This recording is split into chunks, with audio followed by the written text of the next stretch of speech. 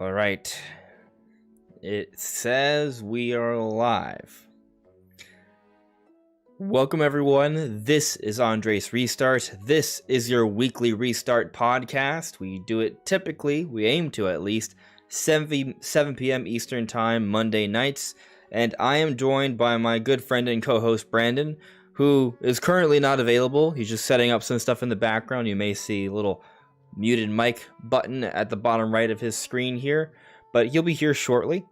But yes, the plan for the evening is to discuss when we might expect Tears of the Kingdom news. There's been some rumors going on, and maybe we get a direct this week, but a lot of people don't think it's happening. And we're going to talk about why there's a lot of doubt now for a Tears of the Kingdom direct this week at least.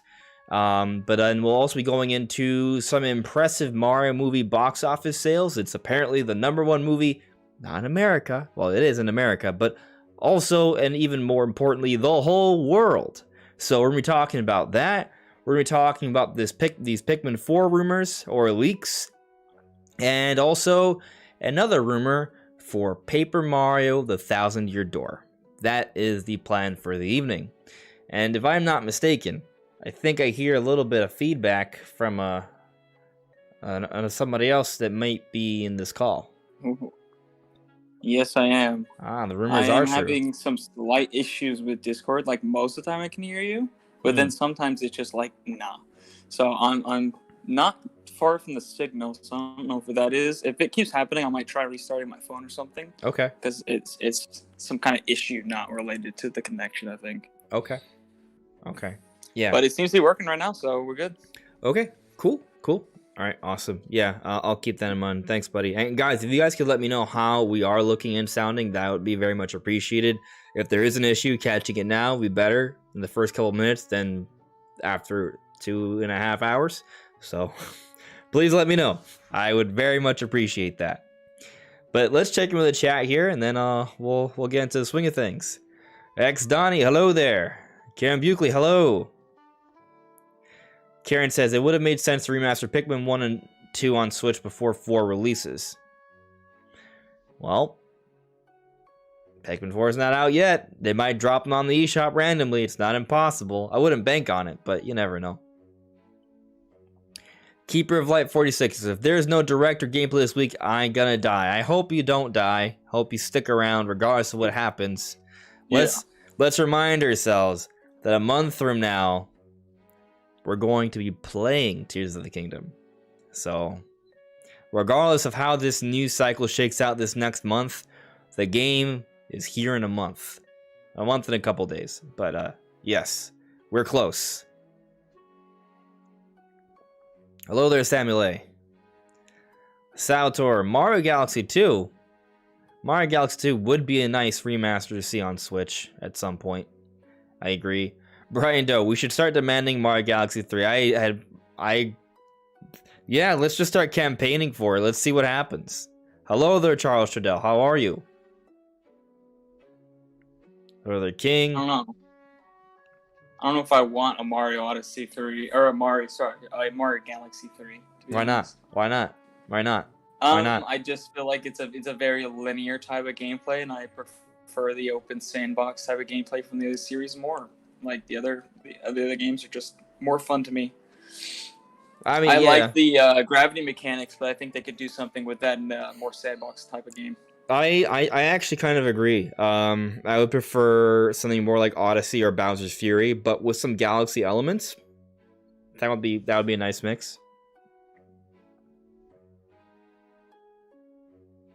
I wouldn't mind if they adapted it and changed it and called it Mario Galaxy 3, but it was like, a more sandboxy type of game anyways.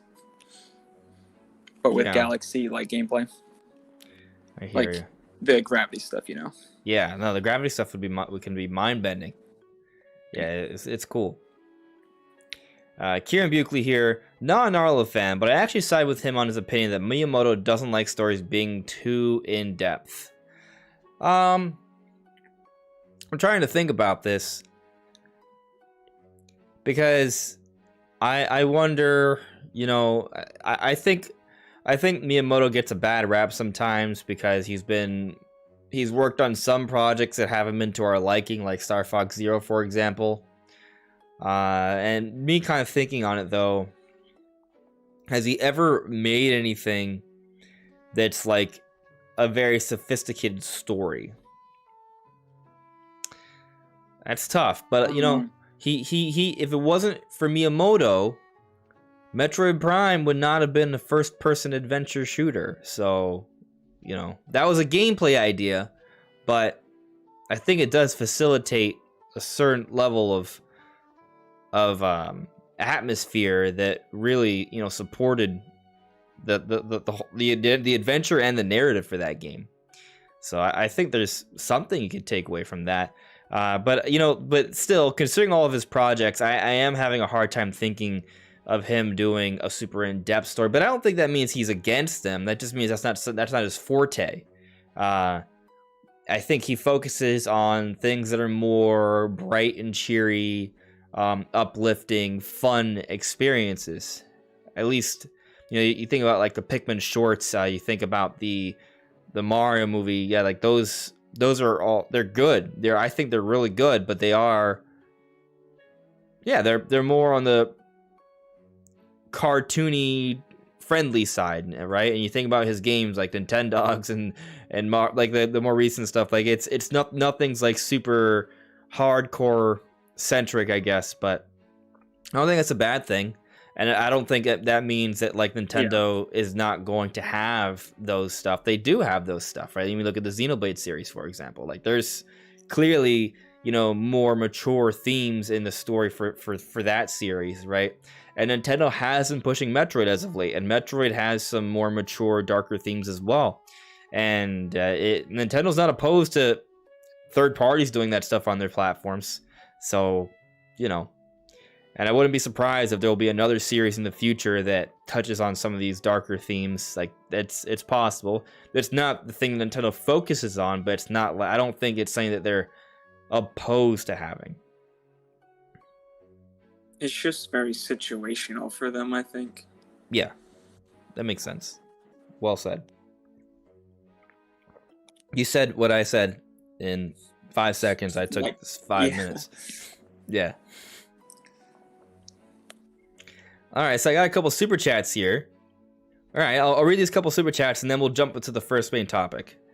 All right, so Attack the Backlog, thank you for the super chat. By the way, I actually Attack the Backlog invited me onto his show last night. So if you guys want to check out Attack the Backlog's channel, we did a little podcast last night. So definitely check it out. But Attack the Backlog says, "Hey everyone, excited for the stream and Pikmin 4 talk. As for remasters, give me Eternal Darkness and Beautiful Joe." Ooh, those are some very, very nice choices, and they are GameCube. They're man, more reason for it to remaster them then. True. Yeah. More reasons for remaster. Yeah. I would love those. Yeah, those would be good, especially Eternal Darkness. I never got a chance to play that one either, and I would really like to. Samuel A. also provided a super chat here. Thank you very much, Samuel. With the success of the Mario movie and how well Nintendo's handling the Switch's twilight years, it feels like a new era for Nintendo. Thoughts? Well,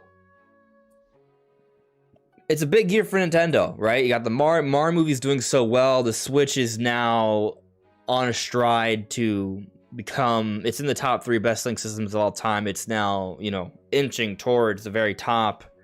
You have Tears of the Kingdom about to come out. These are all big things, and this is all in the first half of the year. What comes in the second half of the year?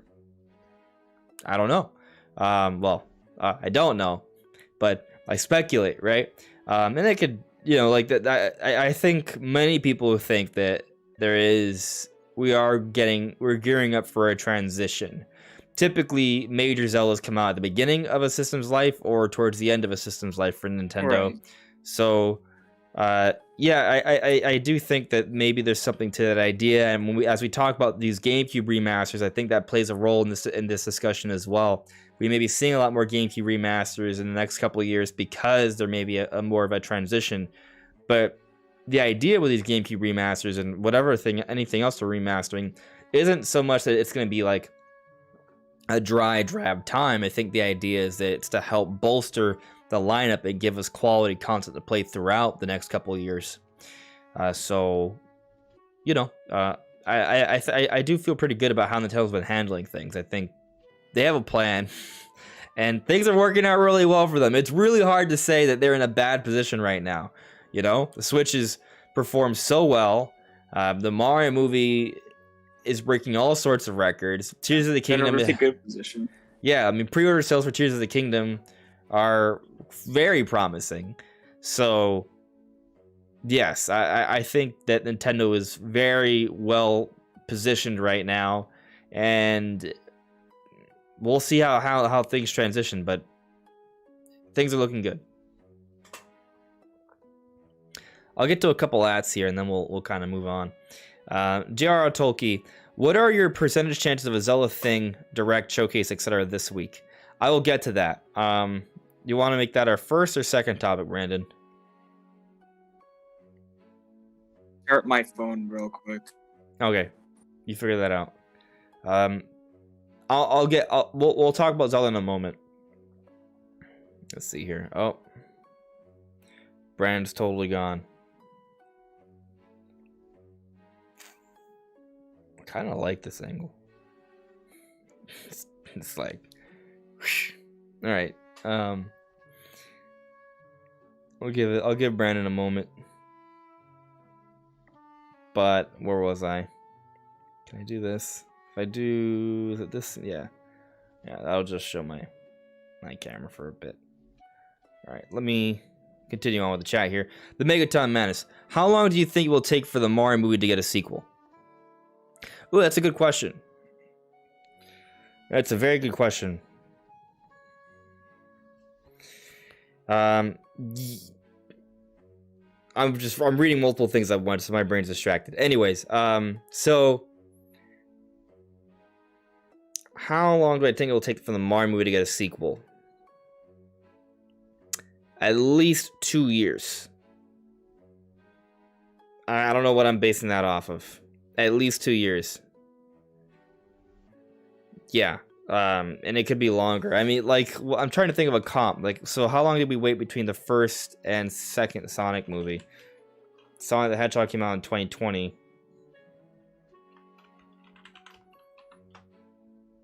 It was like second movie just came out. That was 2 years. But that's live action. I think live action is easier to get out. It has some effects, but so second movie came out April 8th, 2022. Different studio, obviously. There's a lot of differences, so it's not going to be the perfect comparison here. But 2 years and 3 months was the gap. So I'm guessing the minimum wait we have is 2 years, but yeah, I would say 2 to 3 years. That feels like a pretty solid guess. Let's see here. I saw it. TC, damn bro, you got 3 million likes. How are your eyes? My eyes, they're okay. I need to get like floodlights, but I just haven't gotten around to it.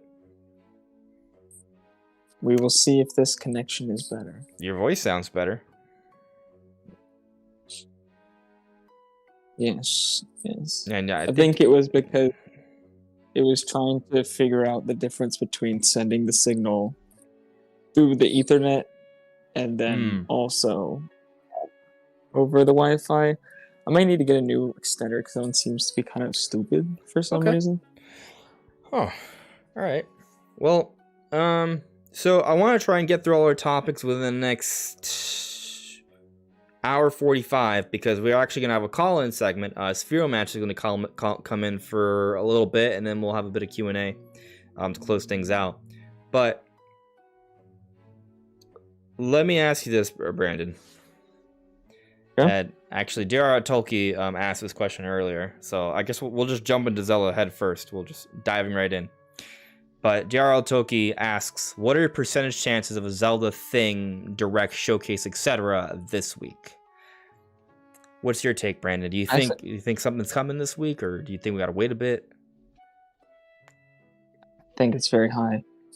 I think it's really high. I mean, I think I've been thinking for a while and been saying for a while, I think there's going to be a direct on the 12th. The gameplay thing from a few weeks ago, 2 weeks ago at this point, I think. Yeah. That doesn't change my mind because they didn't really show anything about the story or really any of the main progression of the game at all. So there's still a lot that they need to show before the game comes out. And I think it's something that needs to be structured in a way where they can show more information in a short period of time, whereas that gameplay demonstration was clearly something that was like slow paced and not meant to like really rapid fire. I think they need something more, and I think it's likely to happen on the 12th. That's exactly a month away from the release, and it's a Wednesday. You know, we're after the Mario movie, so I think this week is a good time. They could do it next week, I guess, but I do think they have to do it sometime really soon. Yeah, I don't think it has to happen this week. I think they could do it next week, to your point. Now, Brandon, I would have agreed April 12th would have been the day. But there are some things that have come up recently that are shifting me elsewhere. Right. So, one of the reasons why I'm less gung-ho about an April 12th Direct now as I was not too long ago is because, one, they haven't announced it yet. And I was taking a look, and actually, when they had the Splatoon 3 Direct, they announced it Monday morning for a Wednesday show. And I think the same applied for Xenoblade Chronicles 3. Let me check that. The point being that it looks like when it comes to game-specific directs, they have a little bit more of a gap between when they announce them and when they come out. So Xenoblade Chronicles 3 Direct was on June 22nd, 2022. But let's look up the announcement date. Okay, not the trailer. Right. Kind of hard to find the announcement date sometimes. It is, but it's not impossible. Sometimes articles put something out. You can find a date that way. So here I see a video games. Okay, so Nintendo of Europe. Find the image. Yeah, it's all right.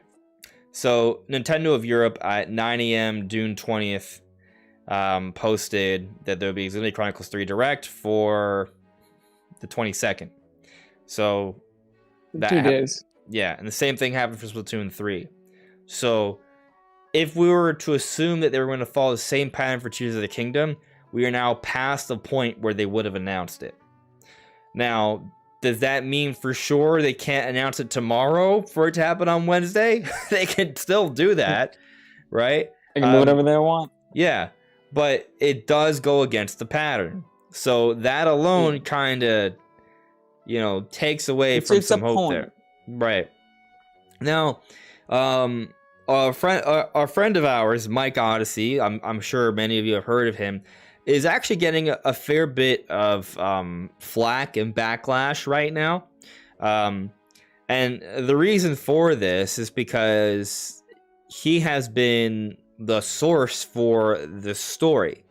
But keep in mind, he wasn't reporting it as a fact. He wasn't saying for sure what was happening. He was saying, hey, he was sent some information, and the information is lined up with things in the past, so he has some reason to believe it has credibility, and it was telling him that April 12th would be a direct.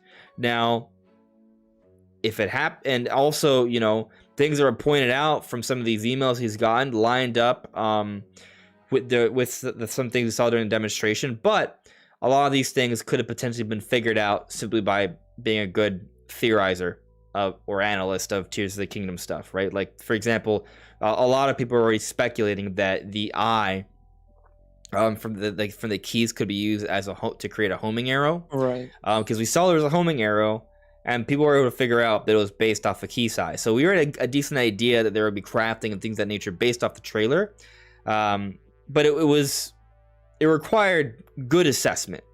So point is that some of these things were suggested and alluded to from what Mike had heard, but So it's possible that he might just be someone sending him information that's really good at predicting stuff, but doesn't know for a fact, right? Because, I mean, we've been talking about April 12th making sense for a long time, but once Nintendo put out the... saying that for a while. Exactly, but once the Tears of the Kingdom demonstration came out, that was definitely it threw a wrench in our speculation, right? Like... Yeah, that was a twist for sure. It was a twist, and I think that's one of the reasons why, like, when I reported on it, well, along with a few other people, Nintendo Prime and Mike Odyssey, like when we put out those videos, because from what we had heard, a lot of people gave pushback. I was like, that makes no sense. You're idiots, and we just reported what we heard, and then it was true because but still, like.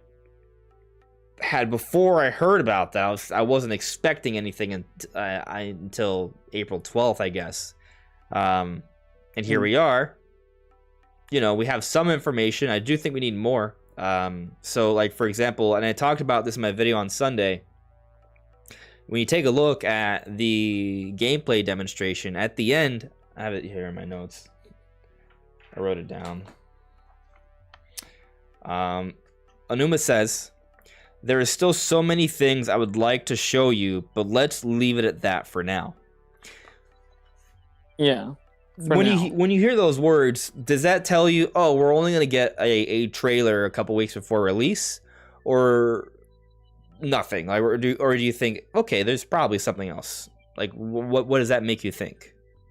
I mean, it makes me think he wants to show like a good deal more. I don't think this is like you'll find out in the game. You'll find out on release date. I think there is more that they will show, and I think it's going to go beyond the trailer. Because I don't think they could show enough in just one trailer. I mean, the gameplay is the only time they've actually gone over and explained things about the game, ever. So, we need more. They're not going to just have that as the only time we ever see the game really explained before it comes out. Yeah. Especially when they barely explained anything. They showed like a few like cool things, and then they were like, okay. But they didn't show so much basic stuff. Yeah. What if they give us another demonstration instead of a direct, and that happens this Wednesday? I just don't think it's enough. What if the I think they want to explain the story. I mean, I said this idea, kind of the theory I have last week on the podcast, where I think that they want to explain things like the shrine replacements and the Sheikah Tower replacements while talking about the story and lore, so that they can actually talk about the Zonai instead of just referencing them with an item.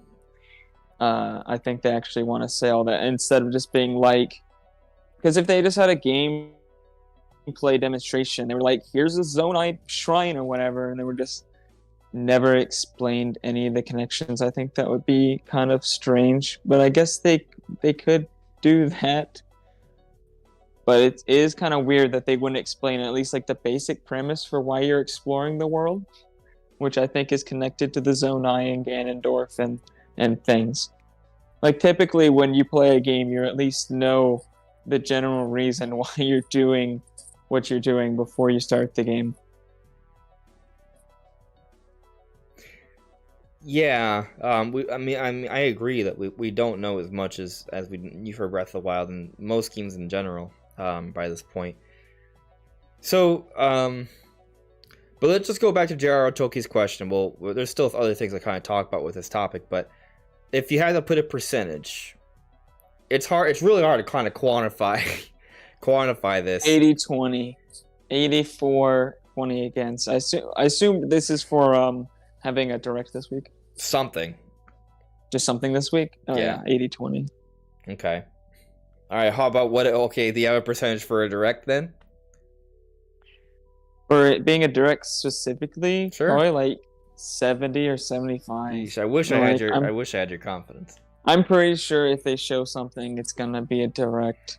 Because I feel like they need to do a direct for it eventually, and they're getting really close. Like if they show something again, they probably won't show something again for like another 2 weeks at least. And if they're gonna show a direct, why show it off like 2 weeks or 3 weeks before the game comes out? That's so close. Yeah, so this is what's interesting about this situation. I do think this week makes a lot of sense, because if they don't do it this week, I have a hard time believing they're going to do it next week. Well, I mean, the Wednesday is exactly a month away, so anytime after this week is less than a month until the game comes out. And they usually do a direct before, like, you know, like a month and a half, 2 months before. 4 to 5 weeks. 4 to 5 weeks, so, you know. Like a month and a half, yeah. So the reason why I would doubt they would do it next week, I mean, one, to your point, at that point it would be less than a month, right? If we wait until next week, but also Advance Wars comes out on the 21st. This Friday is the 14th, right? The Friday after is the 21st. So next week, if they have a direct next week, that's going to be days before Advance Wars comes out. Do you think Nintendo's going to do Advance Wars that I mean, they might do it that dirty. They might. They might just do it. They might. But it does make more sense to happen this week. It really does. Well, what happens if they wait even longer? What if they wait till after Advance Wars? What if they do it April 26th? That would be 2 weeks away. Real close. That would be 2.5 weeks away, which would be kind of crazy because previews would be about to start dropping, probably, right? Like people would already be in some people would already be getting their hands on the game at that point. I guess I could see it if they want to wait to the very last second until people are about to get the game in their hands, and then show it. I could see that, I guess.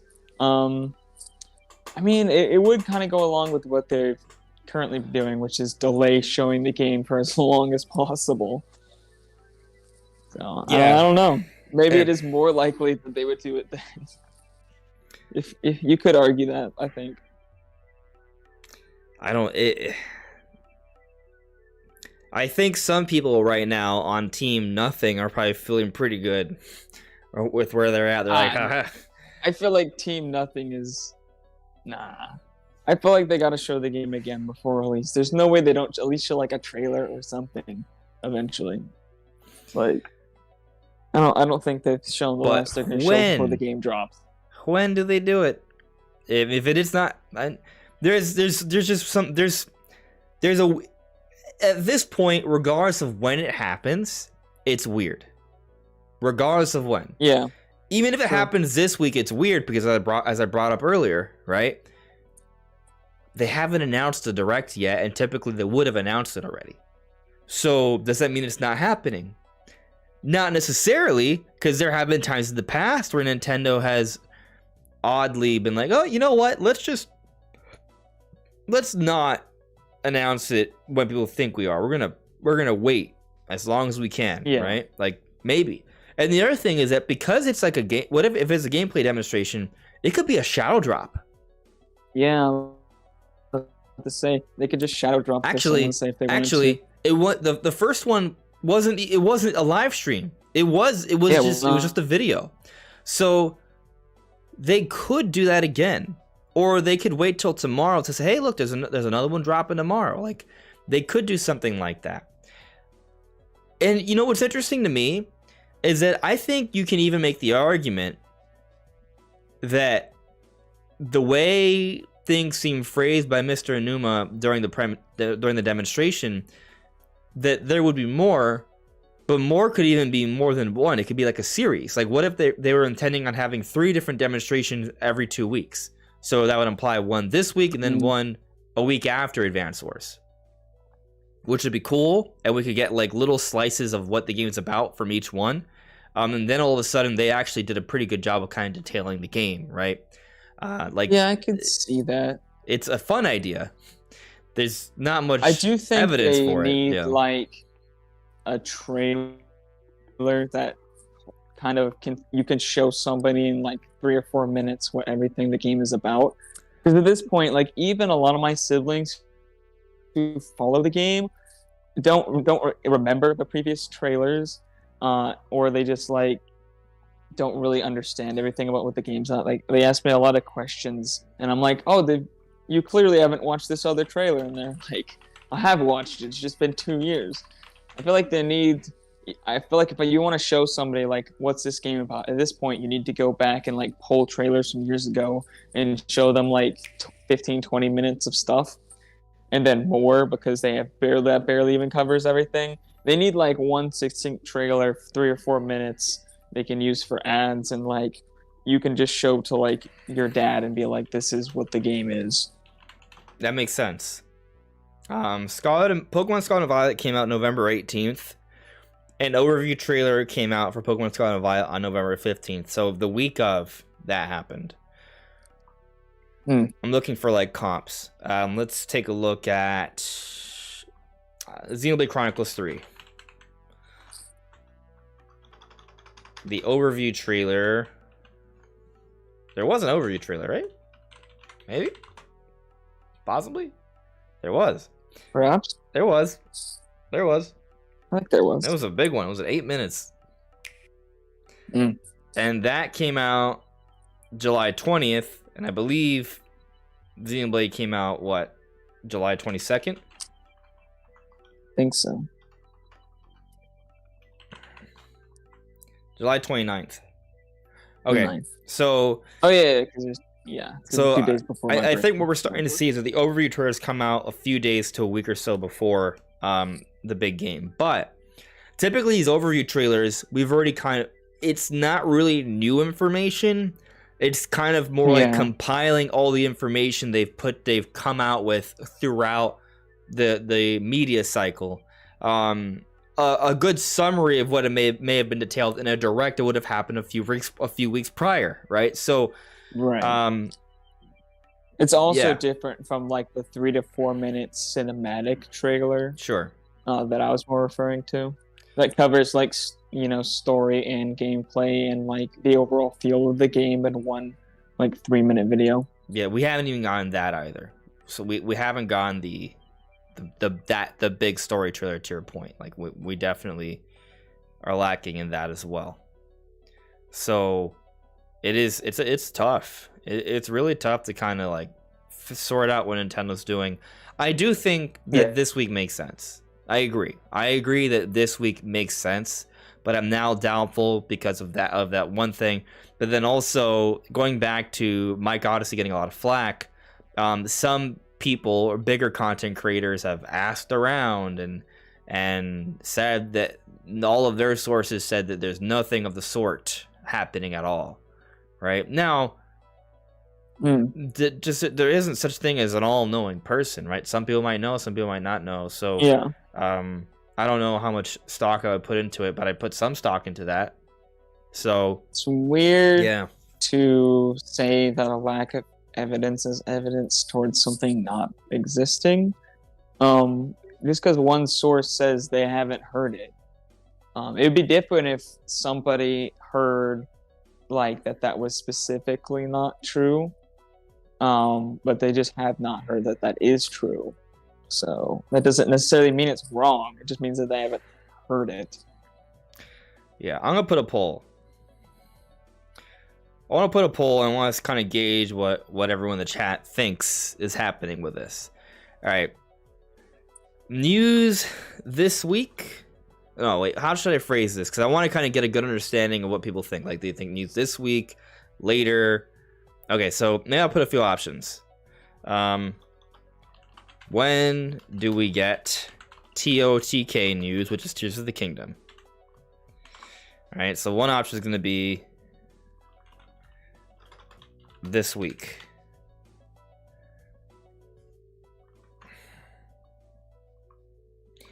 Next week. Parentheses, RIP, Advanced Source. Yep. Next option. Right before press gets the like 2 weeks before the game comes out. Like I guess because it's a nebulous time. We don't know when press will get the game, so you could put that one as just like whenever they whenever they get the game. Right before press gets the game. You know, I could see a situation where they literally do the direct and then afterwards previews and stuff start coming out and literally start going live. My fourth option is see you on May 12th. Yeah. All right. And then you could just put an other, I guess. Too late.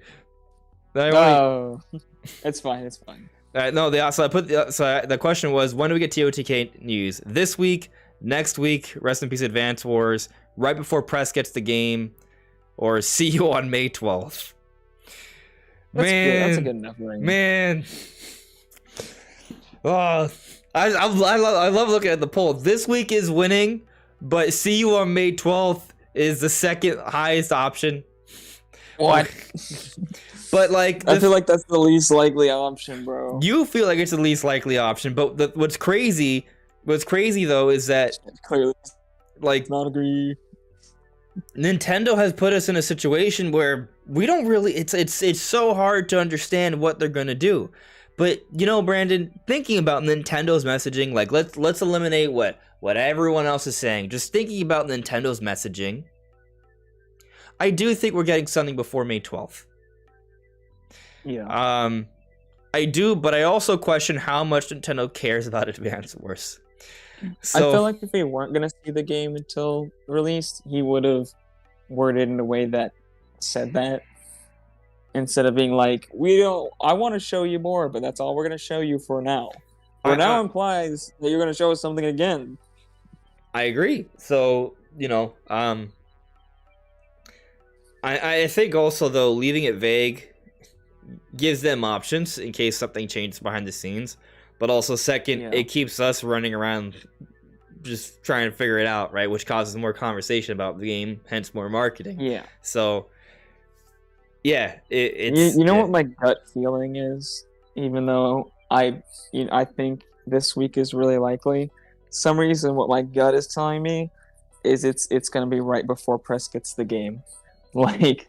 Not even right, maybe not right before press gets the game, but right before they're allowed to talk about it. Like literally they're gonna do the direct, and then a couple hours the preview embargo is gonna lift, and then there's gonna be previews all over YouTube of them showing off the stuff that they showed in the direct. Maybe. I feel like that could definitely happen. Because it's kind of like a situation of Nintendo's gotten really good at waiting as long as possible. Yeah. Yeah. That's my whole thing, is they seem to want to wait until the very last second. Although I guess they didn't necessarily need to do the gameplay showcase right then. Like, we weren't even expecting that. Like, I was expecting they were going to wait till April 12th. But they did show that. So, I don't know. Yeah. I just feel like they would have shown it, like, at a more reasonable time, but they wanted to show less so that we were still talking about Tears of the Kingdom, but it wouldn't, like, overshadow the Mario movie at the same time. Because the Mario movie is obviously, like, super important. So, but now, you know, we and we're going to talk about this, obviously, but we've seen it's doing good, so, you know, we can talk about Tears of the Kingdom now again. I misunderstood what you're saying.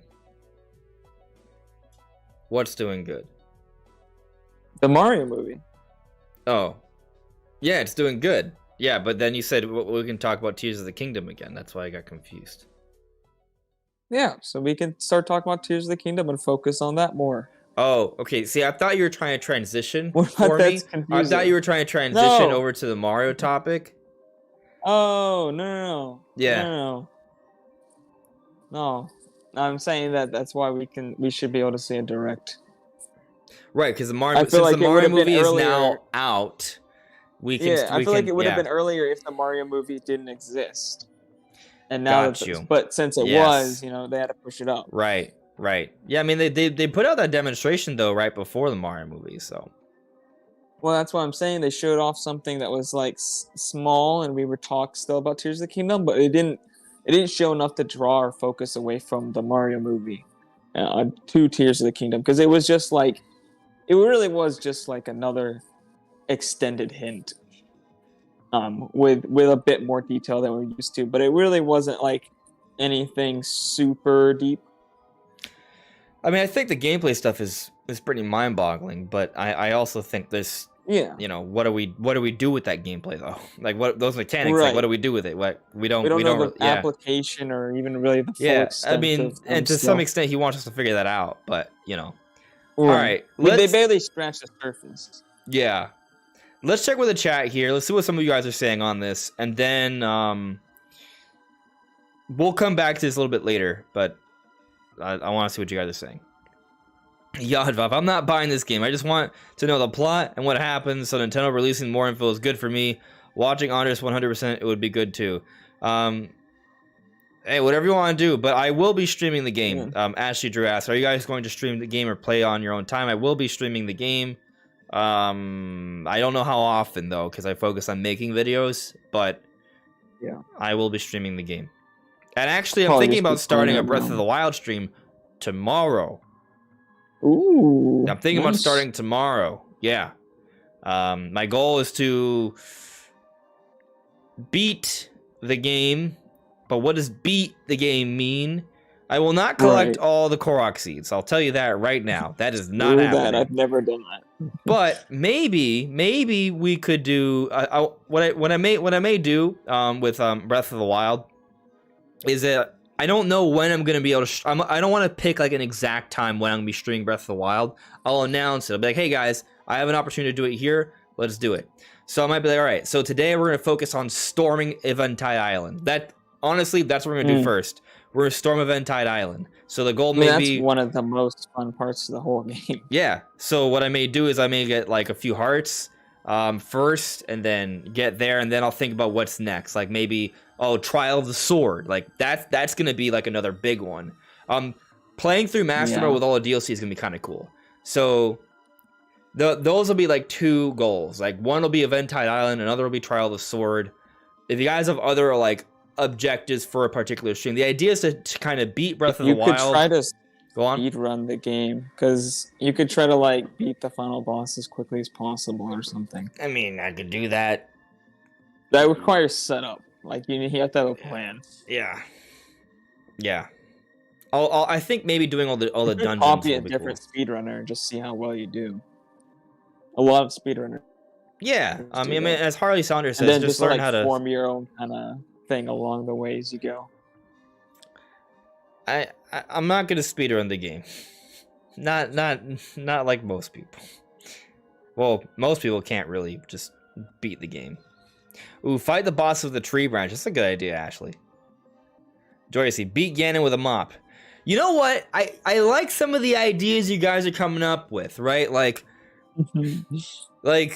maybe like, so one day it'll be Eventide Island, another will be yeah, like I said, Trial of the Sword. Another will be beat the Divine Beast with sticks, right? And then yeah, and maybe I will beat Ganon with a mop. Like maybe I don't know how I'm gonna be able to do that, but you have a whole inventory of mops. I don't even know where to find all those mops. That's gonna be tough. Yeah, you'd have to make a plan.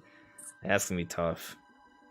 I can do some of the cool tricks in Breath of the Wild, not all of them. I know how to do the zoomy bomb thing where you can like drop a bomb behind you and like rocket yourself across. I do know how to kind of fly two like metal carts upon each other and get like to the very top of the sky. I know how to do the motorboat thing. I'm not good at the stasis launching though. I gotta figure out how to stasis launch, where you like cut a tree or a boulder or a metal block and then you grab onto it and you launch across very far. I don't know, for whatever reason, whenever I do that, I just fall off. So I gotta figure that out. But yeah, Strange. so we'll think of challenges, and maybe what I'll do I'll do the Eventide tomorrow. maybe that's what I'll do, and then during the streams, I'll have you guys come up with the next like big stream challenge they can do within a couple hours, and that'll be kind of like the next thing. You can come up with a list of options and make a poll. Yeah. Taker610 with a super chat. Trial is Sword on Master. Rest in peace, Andres' sanity. Yes, it's going to be extremely difficult, and I can't wait. So, yeah, it's going to be fun. I'm looking forward to it. All right, let's see here. Oh, by the way, if there isn't Tears of the Kingdom news this week, I am now ready to announce. If there is, all right, there's a couple caveats to this. There's a couple caveats to this. If there isn't any major substantial news that I feel I need to cover immediately, the next theory video for Tears of the Kingdom is going to be finally about the moon. I'm doing it. I'm finally doing it. We're finally going to talk about going to the moon in Tears of the Kingdom in a dedicated, analytical Tears of the Kingdom theory video. It's no longer just pie in the sky, nonsense streams mentioning it in passing. I'm actually going to put together my entire argument as to why I think there's a chance, a good one. You're going to convince us. I'm going to try and convince you on that moon. Beyond all reason, even though it makes no sense. I'm going to make you think there is sense as to why we're going to the moon in Tears of the Kingdom. The boss in here has greenlit the project. It is coming. But it just kind of depends on how the news cycle, because, you know, I cover news and I do theory videos, right? So it's kind of like news has to have, if there's news, I have to cover that first. Like, that's just, or else then there's no point in covering it. And then theory videos, they're going to take a little more time with them. Exactly. But that is the next big theory video that's not relevant to news. So expect that this week. If it's not this week, then that just means we had a heck of a news cycle, which would still be pretty hype. Like, I mean, yeah, like if we get a direct on Wednesday, then I'm going to analyze the flip side of that, right? So of course, you know, that could derail things. But on the flip side, if there's a direct, we might get more evidence about going to the moon in Tears of the Kingdom. So that's another thing. But yeah, we'll see what happens. We'll see. All right, let's see here. J2 Blue Engaged added me earlier. That's a fair statement. It could be as soon as this week or towards the end of the month. Yeah. I think that feels like a good range, right? There's always some level of a doubt in me that it'll ever happen, but logically, I think so. Say it again. Probably sometime this month. Probably wouldn't wait till next month. That'd be less than 2 weeks. Than 2 weeks. Yeesh. That'd be rough. Right? Yeah, it'd be rough. Let's see here. Harley Sonder, his goodbye was very unconclusive for sure. He didn't say this is what awaits in Tears of the Kingdom. Can't wait for you to play it in 50 days. It was that's it for now type of sentiment. Yeah, exactly. That's it for now. Like I do feel that the implication is that there is more to come from Aonuma, from Mr. Eiji Aonuma actually presenting something to us. So right. Yeah. Let's see here. Having Hope has renewed their membership. Thank you for renewing your membership, Having Hope. Having Hope says, hey, y'all. Hello there. Hope you're doing well, Having Hope. Thank you. Yeah. Let's see here. Joyce J just added me. I should write a short story based on your moon theory. No, wait. Seriously, I think I could do it. Go for it. I'm down. Do it. That's right, Brian Doe. I'm gonna be a space case. No worries. Oh man, like I want to have fun with this. I might make it like X-Files. I don't. Okay, all right. Well, we'll see. You know, we'll see what happens. We'll see. We'll see. We'll see. All right. Anyways. All right, so That's not copyright. the poll's still up. Feel free to still talk about the Tears of the Kingdom news. We will circle back to this topic because I do feel it is the most exciting topic. We will circle back to it, especially probably when Spheromancer comes in for our call-in about an hour. But let's go through all the other stories here because they're important. So let's get to the next big one. The Mario movie is apparently the #1 movie in the world. What's in the thumbnail is not something I made. I just clipped it from Nintendo's official accounts or Universal's official accounts. That's what they're saying. What does this mean?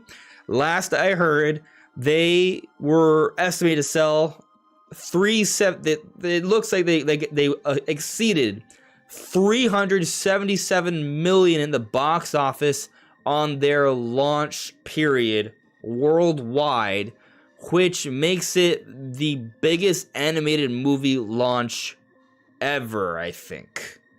And it's currently pacing to maybe be the most successful Illumination movie. It beat out Frozen 2. Disney's sweating. Some people have been theorizing that the reason why there is so many bad critic reviews is because Disney paid them off. I don't know about that. I don't want to listen. I think it's just because critics are kind of outdated in general when it comes to like kids' films and things. Like they're just not good at reviewing them. I don't know. There's a lot of films in general that people just don't agree with the critics. It's pretty common. Yeah. My take is the critics just don't. Yeah, like a lot of them aren't Nintendo fans. Like there's this one video going out there where someone was saying like was like saying, why would they put Mario in a cat suit? That makes so sense. That why would they do that? Yeah. Why did they do that for this movie? Because there's this little game called Super Mario 3D World where it was the main power-up. Did you see the headline that read the game was as enjoyable as an unplugged Game Boy? Well, Game Boys run on batteries, my friend. The irony of the situation is that actually it is. Game Boy's it is pretty as fun. fun as an unplugged Game Boy because that's how Game Boys are meant to function. Yeah, they're supposed to be fun. They run well. It's just amazing. Like, so basically you have a whole bunch of critics watching a movie that they don't understand. And you know, I think there's value in having someone watch something when they're not necessarily a target audience. But consider this. I guess Brandon. It helps to judge like how people who aren't gamers might react to it. But no, actually, that's the funny part, because consider this. The movie is enjoying incredibly high levels of box office sales, right? Right. And the fan response to the movie is exceedingly high. So what does that tell you? It says most people who watched the movie really liked it. Exactly. So these critics are the minority, and they are not reflecting how people feel about the movie as a whole. And so the problem with that is that if you're a critic, I feel that it's your job to tell people what to expect from a movie. But if what you're doing is actually misleading someone who would enjoy the movie, are you doing a good job? Now, you know, and this is a mass generalization. I'm not saying every critic who reviewed the movie, you know, they're not entitled to their opinion. They're not saying there's not nuance to this. There is nuance to this. Saying it's a perfect movie either. You're right. I'm not saying it's a perfect movie, but I am, you know, but as someone who watched it, I will tell you what it is. It is. And I have not seen it yet, just so people know. I plan on trying to see it this week. Brandon, I'm going to tell you this. There's no spoilers, by the way. I believe that the movie is perfect it isn't, but in the sense of it is perfect execution for what Nintendo wanted it to do. Right. it's a movie that's chock full of references and cameos all throughout. It's actually very well thought out and crafted from that perspective. Some people may argue that from a story perspective, it executes on its vision. Exactly. They had this vision to just make it this fast-paced, enjoyable ride. They shot for 90 minutes on purpose. Why? So it's short and easy to watch. They wanted as many people to watch this as possible. The idea is for this to become a box office success, as it has been for opening weekend, breaking all sorts of records. And it's exciting people about Nintendo games, and it's exciting people about what's to come. I don't want to spoil it for you, Brandon, or anyone who hasn't seen the movie, but the movie does a great job of playing the nostalgia card on various levels for various generations. It gets you wanted to play Mario and other series. It's reaching a large audience, appealing to a lot of people. When I watched it, people were clapping and cheering all throughout. Like, people love this movie. Right. And it is inspiring more to speculate on what's to come afterwards. It is setting up a cinematic universe of sorts. So it's doing what Nintendo has wanted. Lots of people are watching it. Lots of people are wanting to play games. The next Mario announcement, when it does come, there's going to be more eyes on that, paying more attention to it. And people are open to more movies coming in the future. So Nintendo has an opportunity to build out the awareness of their IP, even beyond Mario. And ultimately, the grand master plan is to become this ultra big company. Like, this movie is definitely a cog in that master plan. Like, if that's what Nintendo wanted, their execution was perfect. Does that make sense? I mean, they're making an unbelievable amount of money right now, so they'll definitely want to do more, which is great to see. Because what we saw with like their mobile venture was like sometimes you can make money, but not nearly as much as other people in the space were making, and then other times they were just like barely making anything, comparatively. Whereas here, they're like the #1 animated movie ever, so they're just definitely gonna keep going even harder into the space, I think. Oh yeah. A Mario movie, another Mario Bros movie in the next 2 to 3 years. I wouldn't be shocked if Donkey Kong gets something, although maybe they just keep Donkey Kong there. I think Zelda's gotta get greenlit. Like, yeah. It's coming. Nintendo's going up from here. It's not this, it's this. So, they're gonna do well. Hopefully they'll branch outside of movies too. I want to see a Nintendo TV show. Give me a Nintendo HBO Max show, please. Like a Legend of Zelda one would be cool, or Metroid actually. Metroid and HBO Max would probably work. Yeah. Yeah, like a gritty kind of like short limited series, like 4 episodes of. Oh. Yeah, that would be good. But let's check in the chat here. Let's see how you guys feel about the Mario movie. I got a few super chats here I actually want to get to.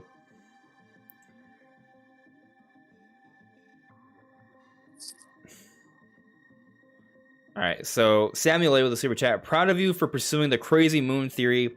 Imagine a mouse-infested Ganondorf on the moon consumed by hatred for Hylia.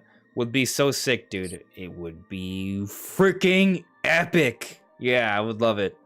My dream endgame scenario is that they get to the moon explodes, and Link and Ganondorf are each riding different kinds of dragons, battling each other as are both go ahead. It's a limited. You're falling from the moon towards the surface of Hyrule with all this rock and debris crashing down, hellfire from the sky, dragons dueling, and that's just like one phase of the battle. Then everything's when they crash and everything's just destroyed. You have an epic battle. Yeah, it's gonna be cool. Obviously, it's just a theory. A fun idea. Yeah. Bosch Trompai with another super chat. Thank you, Bosch Trompai. Do you think the Mario Bros. Movie, when it releases digitally, could we see the movie released somehow on the Switch too, so we can watch it there? That's a very interesting question. That Um, would be cool if you could buy movies on the eShop. I mean, I imagine Nintendo will like to have it on some sort of streaming service. So I'm sure I remember they streaming released service pay a lot of money. Yeah, I remember they released the Pikmin shorts on the Wii U eShop at one point. Oh yeah. So I could see the thing is the Mario movie, the Pikmin shorts are not like a big, like Universal's involved. Yeah, that's the thing. Like yeah. Universal also worked on this. Like Now, the Pikmin shorts are just made by Miyamoto. yeah, I think you still have to pay for it, right? But maybe what they could do is like, so there's some speculation that Peacock would be the streaming app for the Mario movie, which to me seems like a bad idea, but the idea is simply that because it's like a Universal contract thing, that's why it would happen. And if that's the case, maybe they could have Peacock be available on the Switch as a streaming app. Yeah, that'd be good. Or whatever streaming app the Mario movie ends up being on, put it there. And if it is like a paid thing, maybe they could put it on the eShop. The Switch has Netflix now, doesn't it? Does it? I thought it did. It has YouTube. It has Hulu, YouTube, and Crunchyroll. Oh, okay. Yeah. I don't know. That would be... Yeah. I don't expect them to just put it on the eShop by itself. It would have to be in a streaming app. Yeah, it's unlikely. Yeah. I mean, the Detective Pikachu movie is not available on Switch, so... You know. Right. There's also a lot more Pokemon Company, though. I know. But and then this is like Universal though, so yeah, and then that's something we got to keep in mind. The Universal thing, like, is Universal like, yeah, sure, just put it on the eShop. Like, I don't think it's gonna be that simple, but maybe a streaming app. Yeah, I mean, why not put it on a streaming app where they're gonna pay you a ton of money to have it on that service? Yeah. Jean-Carl Adamy. I don't trust critics. He says they gave trash series such as She-Hulk a high review score. I never watched it. Did you watch the She-Hulk, Brandon? Is that a good show? No, because I saw clips and it was too cringy for me to watch it. I've heard some people like it and some people hate it. I think it just depends on what you're into. Yeah. The humor from the clips, and these might have been just because they were out of context, was just like made me cringe on a level I could never try to watch the show. Yeah, context can make things challenging, for sure. I mean, heck, with the Mario movie, right? Like, I would say hearing the voices out of context in the trailers, it definitely marred some of the expectations for the voice acting in the movie. But myself, it seems like most people agree the voice acting in the movie is good. There are a lot of people on Twitter saying that we need to apologize to Chris Pratt. I'm still like, I'll wait till I see it, but, What's going to happen, Brandon, is you're going to watch the movie, and then you're going to finish the movie, and you'll be like, oh, that's right, Chris Pratt was playing as Mario, I forgot. Like, you're just going to watch the movie. Oh, you think? Yeah, that's how I felt, at least. Okay. Yeah. There was a couple characters that took me a moment to adjust, but it was just I got over it pretty quick. Maybe the one that took me the most to get used to was Cranky Kong and I don't even think I've Bowser. heard Cranky Kong yet. Yeah, you haven't. But he's there. He's relevant. Bowser, yeah, I mean he sounds a lot like Jack Black, which is good. Yeah, but no, it's also gonna you're probably gonna remember that's Jack Black. Yeah, well, this Bowser feels like a Jack Black Bowser. There are certain changes they made with his character, or additions, if you want to say that. So the way Bowser is kind of personified, you feel the Jack Black. So I wonder if they I wonder if they made Bowser with Jack Black in mind, or that's why they hired Jack Black, because they wanted to go for something like that. And I'm not saying it's a bad thing. It's just something I had to adjust to because it was something new. It's also just yeah. kind of how Jack Black likes to play his characters. Yeah, very whimsical, over the top, but in a good way. He has a certain style, and he said it himself. He kind of does the same thing in every movie, but then just adapts it to the movie. Have you seen the Peaches hot hit single? No, I mean I haven't seen anything from the movie that's not shown in trailers. But it's like something you can watch it on YouTube. Peaches. I'm saying if it's not in an official trailer, it is like official. It's not official. like other media, not official other media. I'm saying if it's literally not in a trailer that was like in a Mario movie direct, then I have not seen it. I know you have not seen it. What I'm trying to tell you is that you should see it. I just wait to the movie. I'm just gonna see. Yeah, that's when are you gonna watch it? This weekend? Hopefully. Okay. All right. So, Harry Myers. Nobody was expecting an Oscar-worthy Mario movie. They were expecting a deeper story with deeper characters, which it did not have, in your opinion. I wasn't expecting a deeper story with deeper characters. Personally, I was expecting what it was. But I actually did appreciate that they had moments going into the lore for each of the prominent characters a bit. Like, we learned a little bit more about them than what we know of them from the games, which I personally appreciated. But yes, it was very fast-paced. I was okay. I'm okay with that. Because for me, it's meant to be a lighthearted roller coaster, fun ride. But I understand where you're coming from. Divas asked me, did you see the Xenoblade Cloud Saga soundtrack coming out July 29th, including the DLC waveform music? Means the DLC will almost certainly be out by July 29th. I did see a headline about that, but I didn't look into it. I did not know that. I gotta take a look at that. That's crazy. You know, I'm actually surprised. So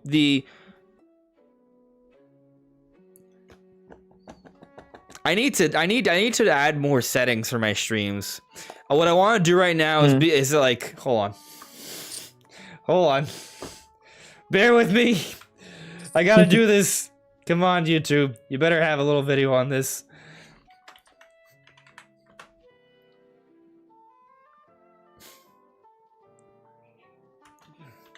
Come on. All right, here we go.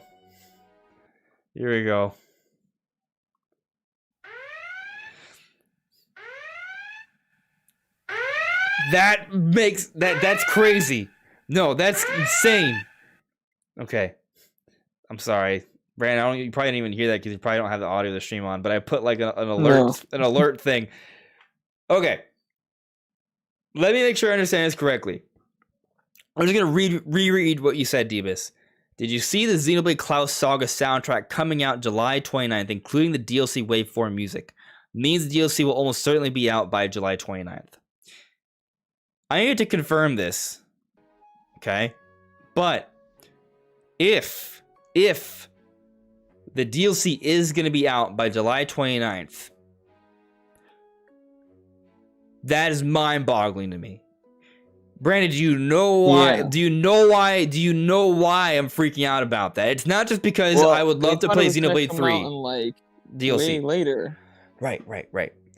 Like so a holiday. Right. Exactly. You get it. You know where I'm going with this. Yeah. Okay, so the thinking has been that the Xenoblade DLC, the Splatoon DLC, the Fire Emblem DLC, the Pokemon DLC, all those things would be kind of meant to kind of tide us over throughout the. Actually, well, no. Okay, This is me overreacting. I forgot Xenoblade came out last year. Like, no, okay. It's not full on confirmation of anything, but the thinking has been that this DLC would help to kind of fill out the second half of the year. If this DLC is all coming out by the summer, that has me kind of wondering, like, okay, if they're not really using the DLC. It's one less thing we know that's going to come out in the second half of the year, because we don't pretty much.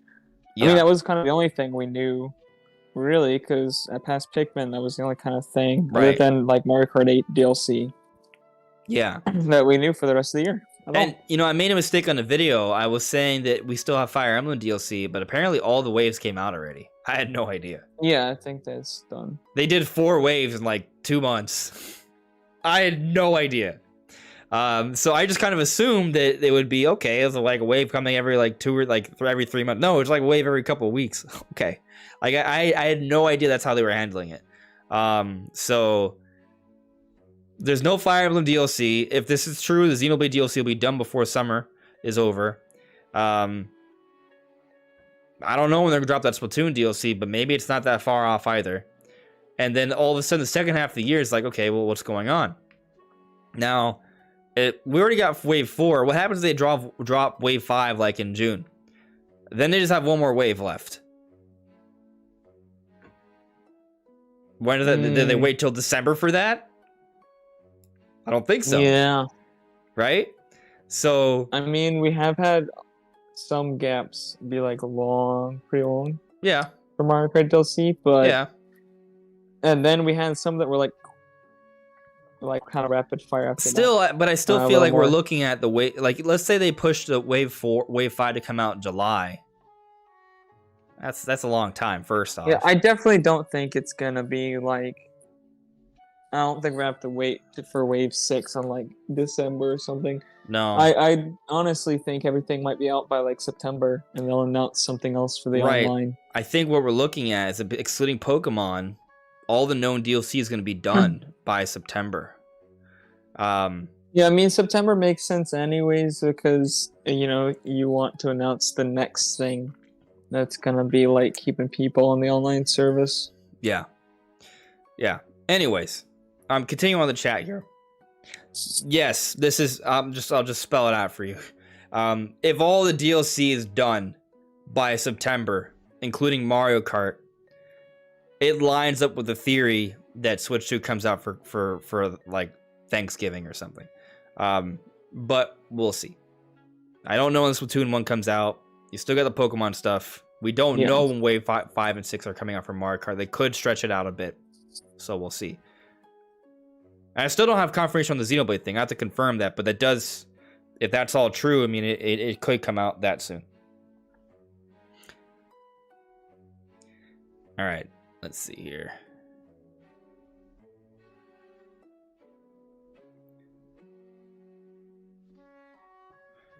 Mike Campa. Andres is seriously a spoiler pusher.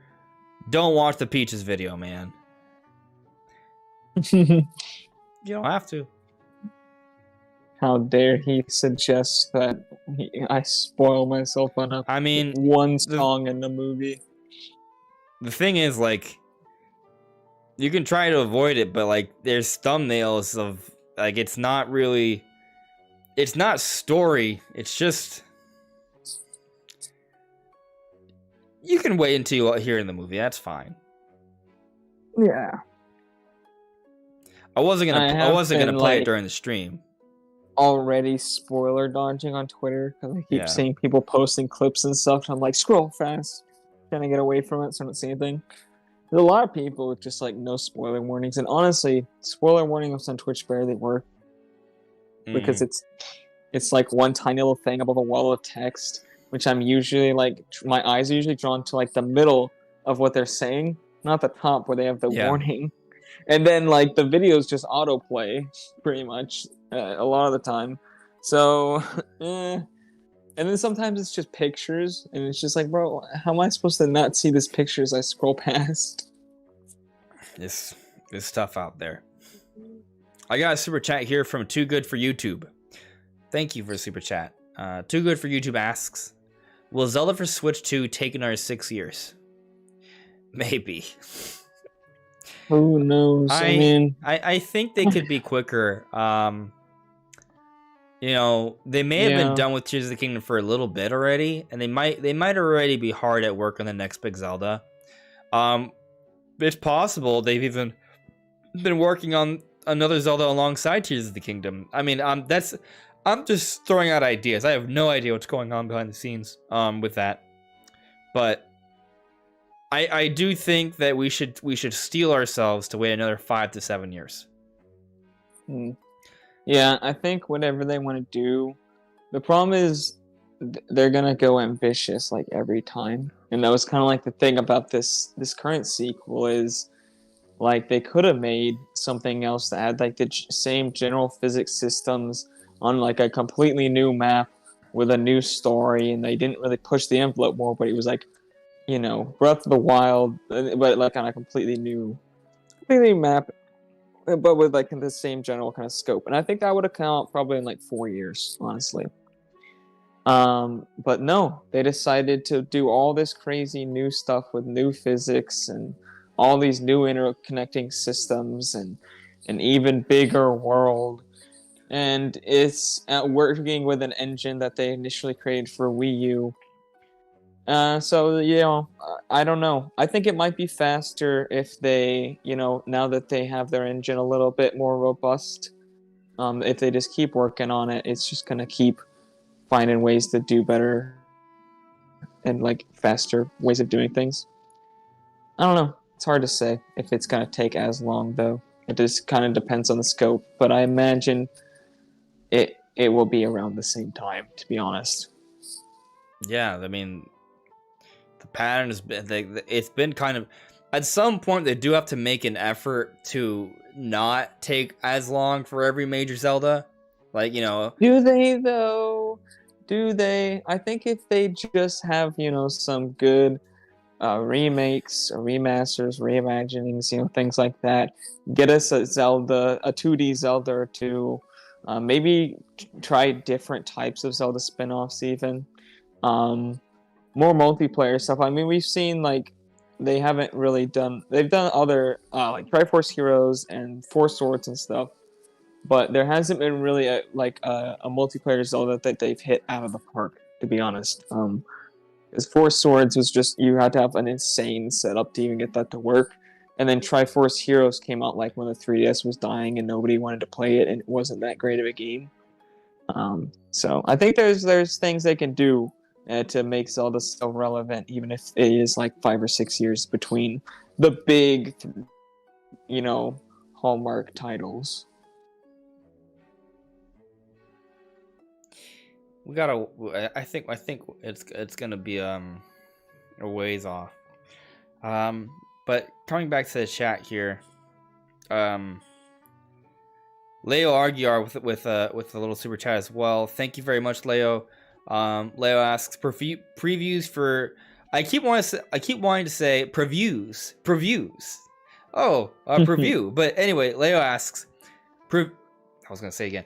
Previews for Tears of the Kingdom happening soon. Thank you for the super chat, Leo. Like as in previews by press. I don't know. Or not until like a week or two before the game comes out. Yeah, like normally previews don't they like take isn't like a couple weeks before release. So I mean, for example, let's take a look at Game Explain. It just depends on when the embargo is. Yeah, so there's different per game flexibility there. But I'm just kind of taking a look. Let's see here. So the last Nintendo game that came out was what, Bayonetta Origins? Yeah? Bayonetta Origins? Okay, so Bayonetta Origins. I'm looking here.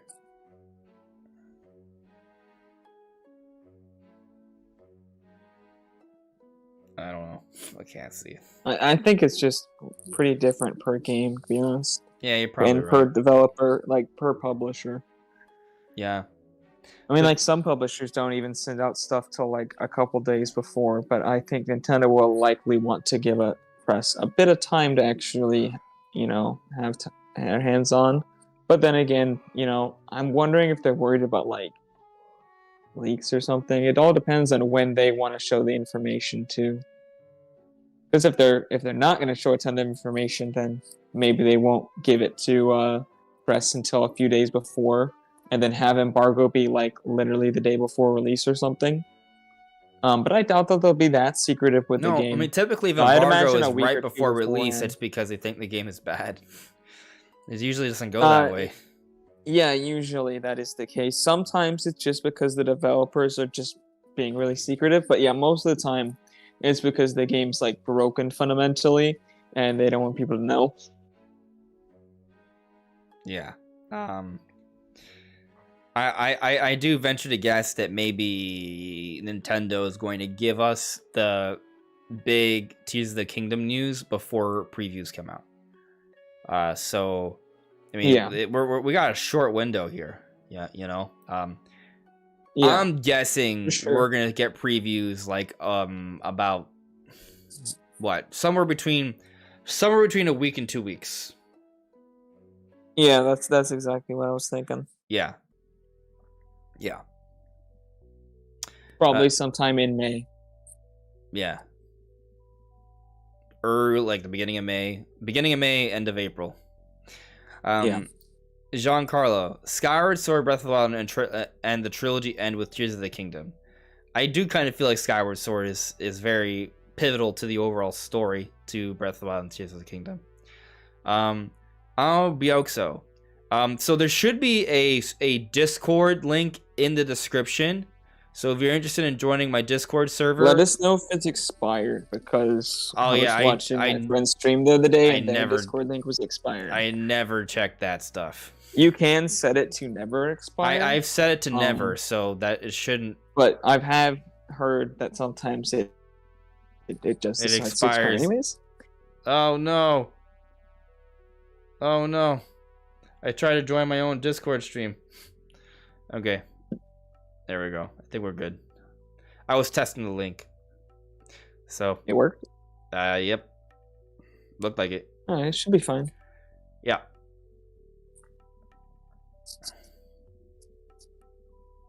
Yeah, so if you're interested in joining Discord, there is a link there. So. Alright, the Joker asked me, do you think the next 3D Zelda could stay in the same Breath of the Wild Tears of the Kingdom art style or different? What would you want? Different. So, I remember talking about this on Nintendo Prime's podcast a couple weeks ago, and everyone piggybacked up on me, they ganged up on me. They didn't piggyback. They ganged up on me, and they beat me up. They beat me up. Oh god. They were so mean to me. They all disagree with me though. They're like, nah, it's gonna be like very well. I mean, it was a nuanced conversation, but I was on the stance. I was on the stance that it would be different. They would want to change, but they were arguing that with how successful Breath of the Wild and Tears of the Kingdom are going, or we assume Tears of the Kingdom will be, that they're gonna want to stick with something very similar because that's the magic formula. I don't think the art style though is the reason that Breath of the Wild is so successful. I agree. I think it's the gameplay. I think the gameplay concepts and what you can do in the game is what sold the game.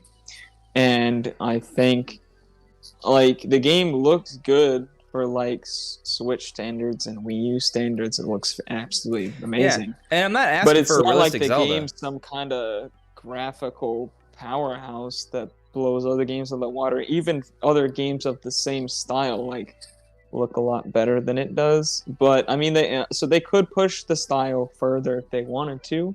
But I do think that would set like a bad precedent for the series, because we already have like 2 same games in a row that have the same exact style. That's happened before. It happened with Ocarina of Time and Majora's Mask, so that's fine. But to have a third game that then has the same exact art style kind of sets a precedent that the art style will never change again, which I think would be really bad, because I think something great about the Zelda series is how many times it's changed art styles completely and still worked so well. It's been so identifiable as Zelda still, so I think that losing that for no real reason, to be honest, would be a shame. Yeah, I want them to try something new. I think you run into the risk of it feeling too samey, right? Like that's a big conversation. Yeah, because people are already like, yeah, exactly. People are already like, well, Tears of the Kingdom's just like Breath of the Wild DLC. Now, part of the problem, it's not just the art style; it's literally in the same map. You know, the map's been expanded, but it's the same map. So, you know, right, as a base. But I do think there would still be some people. There would definitely be a lot of people complaining, at least for like Zelda fans, even if it was a different map with the same style. I mean, I wasn't really that happy that they stayed with the same map or the same style, but I get why they did, and I'm actually really excited for it now because it's like one of the few games where it's actually like working off of the same thing to make just an absolutely insanely polished, insanely jam-packed game. I think that's really special. But that only works really like for this game in its context. If they keep this art style again, I'm going to be actually upset, like genuinely disappointed. You want to be crazy? So, it's been rumored, and some of the rumors have been debunked, but, I mean, Brandon, you and I have talked about this before. Based off what we heard, how the chip for the Switch 2 is going to be the Tegra 239 or something close to that. Right. That puts the Switch 2 graphics output around the PS4 level, right? Yeah, somewhere in between like Xbox One and PS4. So what's somewhere cool, in that ballpark. So what's cool about that, and that may sound disappointing, but remember, the Switch is a hybrid console, right? Like that's like a handheld PS4. Also, it's gonna be several times more powerful than Switch. Right, like it's gonna be several exactly, but also things become more efficient. We figure out more tricks and stuff as a society or what have you. So like that power goes further, with newer hardware in the future, and it would also have DLSS, which is gonna push it even further, so they can target lower specs but still have a solid frame rate and a high enough resolution. Right. Because if you just think about it this way, like PS4 games look absolutely stellar at 1080p, and then you have DLSS. Well, you can easily upscale that to 4K. So if you have something that is, relatively close to PS4, you can have like PS4 like visuals or a bit better, because as you say, like we've learned a lot of new techniques and different things, and there's architectural differences, yada yada yada. But all of a sudden you have PS4 equivalent like visuals at 4K resolutions, and that's really impressive for a mobile machine. Yeah, but the reason I bring this up, to your point, Brandon, what this can do. Imagine, how Horizon looks amazing? It's an open world, Zelda-esque kind of game. Imagine what the Zelda team could do with a Horizon kind of level of detail in an open world. It wouldn't look like Horizon. It would be more whimsical and more lively. It would just be this beautiful fantasy world. It would be rich and dense with so much going on. Like, it would be incredible, and it would look better than Horizon, because of DLSS and Nintendo magic. Horizon is an amazing looking game. Well, the PS4 version of Horizon, I guess. Yeah, exactly. PS5 is but that's all it means. Yeah, but you know what? I'm actually not to spend too much time on this because this isn't really a topic. Yeah. But I'm kind of really excited for in the future is. We've seen we haven't seen the full scope because Here's the Kingdom of this is out yet. But we're kind of starting to see what they can do with the physics and simulation and all these different systems that work together on a CPU of the Switch's caliber. Imagine something with like a 4 to 8 times CPU boost. What can they do with all kinds of different physics interactions and different things with a CPU of that caliber? We're going to be a lot more destructible environment. We're going to be fusing Cryonis. We're gonna slice mountains in half and fuse them together in the air and use them as a giant staircase to climb to different planets in the solar system of Hyrule. But I could see stuff with like fluid simulation is something that I think is a really cool thing that Nintendo should look into doing more. What is fluid simulation? Fluid simulation. I mean, like water fluids for anything, but it's it's essentially what it sounds like. But it can be used for other things like liquids. Smoke, fire. It doesn't necessarily have to be other things that also act in kind of like liquids. A lot of gases actually can be. I mean, that'd be really cool for like the advanced physics and weather systems we've seen in Breath of the Wild and Tears of the Kingdom. Like that would, yeah. Okay. Yeah, that'd be pretty nice. I would like to see destructible environments too, because there's just not enough companies, and there's like basically no AAA developers going into like really going in on destructible environments in games other than like pre-baked like pre-simulated destruction that's like, you know, they can just replay as like an animation. That stuff looks really good in games, but like actual like physics-based destruction that can be, you know, changed on the fly in real time. The next Zelda, which is, I mean, they'll probably tease it to us like maybe 3-ish years from now. I mean, actually, they teased Tears of the Kingdom 2 years after Breath of the Wild, so me saying 3 might not. That's like, I would love to see a tease it, like, just to see what that's gonna look like. Like, it's gonna be mind blowing. It's going to be mind blowing. But we're years away from that day. We'll focus on that for another time. We still got a few other things to talk about before we bring on Spheromancer, and then we circle back to Zelda. So even though we still talk about Zelda intermittently throughout the discussion, of course. But let's now talk a little bit about Pikmin 4. We got some Pikmin music playing in the background. Brandon, there's this rumor going around that Pikmin 4, there's some new details on the nighttime gameplay. There's a suggestion that it's going to be a new Pikmin. I mean, nice. let me just read to you what it is, and then I'll share the image. This is not like spoiler stuff. I mean, it is, but it's not. It's clearly just telling you the name of the character. Potential leak. Yeah, it's a potential leak. It's a rumor. All right, so here is what is said. I don't want to read the whole thing. I'll just read it. So I'll explain the first part, and then I'll read the last part. All right, so the first part is they're saying that the captains will be named after dogs. We already know of 2 of the captains' names. We know about Shepard and Colin.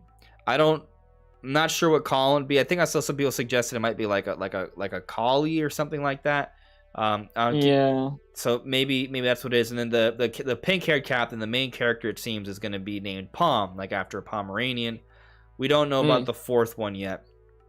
But that's the first part of this little Reddit post.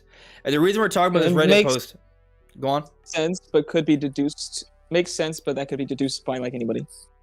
Yes. If you just kind of figure out, you know, Shepard and Colin kind of like already can see that pattern, and you could guess that.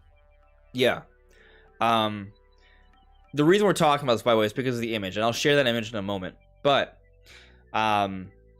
there apparently was another leak a while back about an orange one-eyed Pikmin, but it's the images that came out were really, really blurry, like so blurry that it's hard to. It looks like it's probably doctored.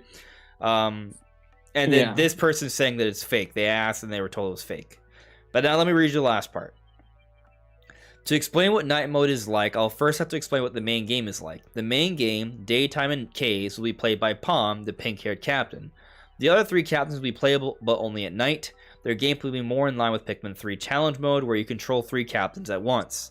The goal of nighttime mode is to collect as many shooting stars, Competo, as possible before time runs out, which is around 5 minutes. Excuse me. Yeah, so it's around 5 minutes. So this is also something that I think you can kind of guess from the trailer, because you can see that there's these little rainbow, like star-shaped little rocks all in little bunches. Right. And if you pay closer attention to the trailer, you can see that Pom, we call her Pom because that's what they're calling her, right? She flies up with Ochi, the dog, and the other 3 people they stay on the surface when she flies off into the distance, and then it transitions to nighttime gameplay, and they still have the bigger ship on the surface, so they have somewhere to stay at night. So this idea that the other 3 captains will be on the surface for the nighttime gameplay, the trailer basically hints at that pretty significantly. So there's nothing here that's super like mind-blowing, but it does mention the time limit thing, which I think would be cool. Yeah, the time limit's interesting. Which could be cool, because if we have these giant crazy bulbers chasing us at night, that might make it kind of hectic and fun, and maybe it's kind of like a survival thing. Like if you can last this long, you'll be fine, right? You gotta survive the night. That's the idea. I think that could be a cool way to kind of change the pace between the normal daytime gameplay. 5 minutes might be short, but it depends on the flow. Like the Pikmin 3 challenges. I have played those. Yeah. They're basically like maps, and you try to like figure out the most efficient way to get everything and get as many points as possible. Yeah. But they were not attached to the story in any way. It was like a separate mode.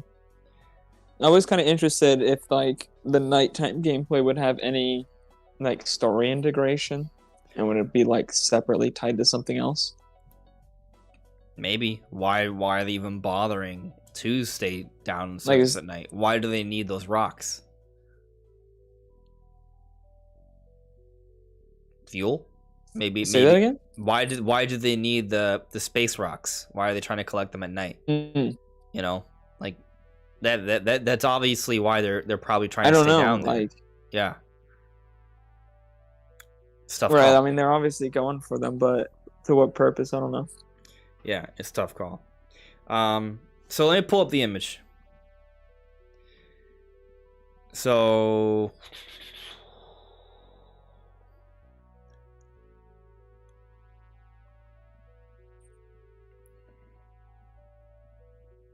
I think it's this one. Hold on.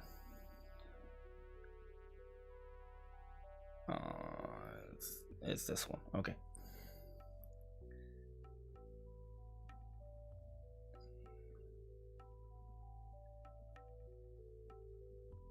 No. There we go. So that's the image. This is what it seems pretty believable. Like it looks like an in-game screenshot. But I looked at a couple of things that make it seem a bit off.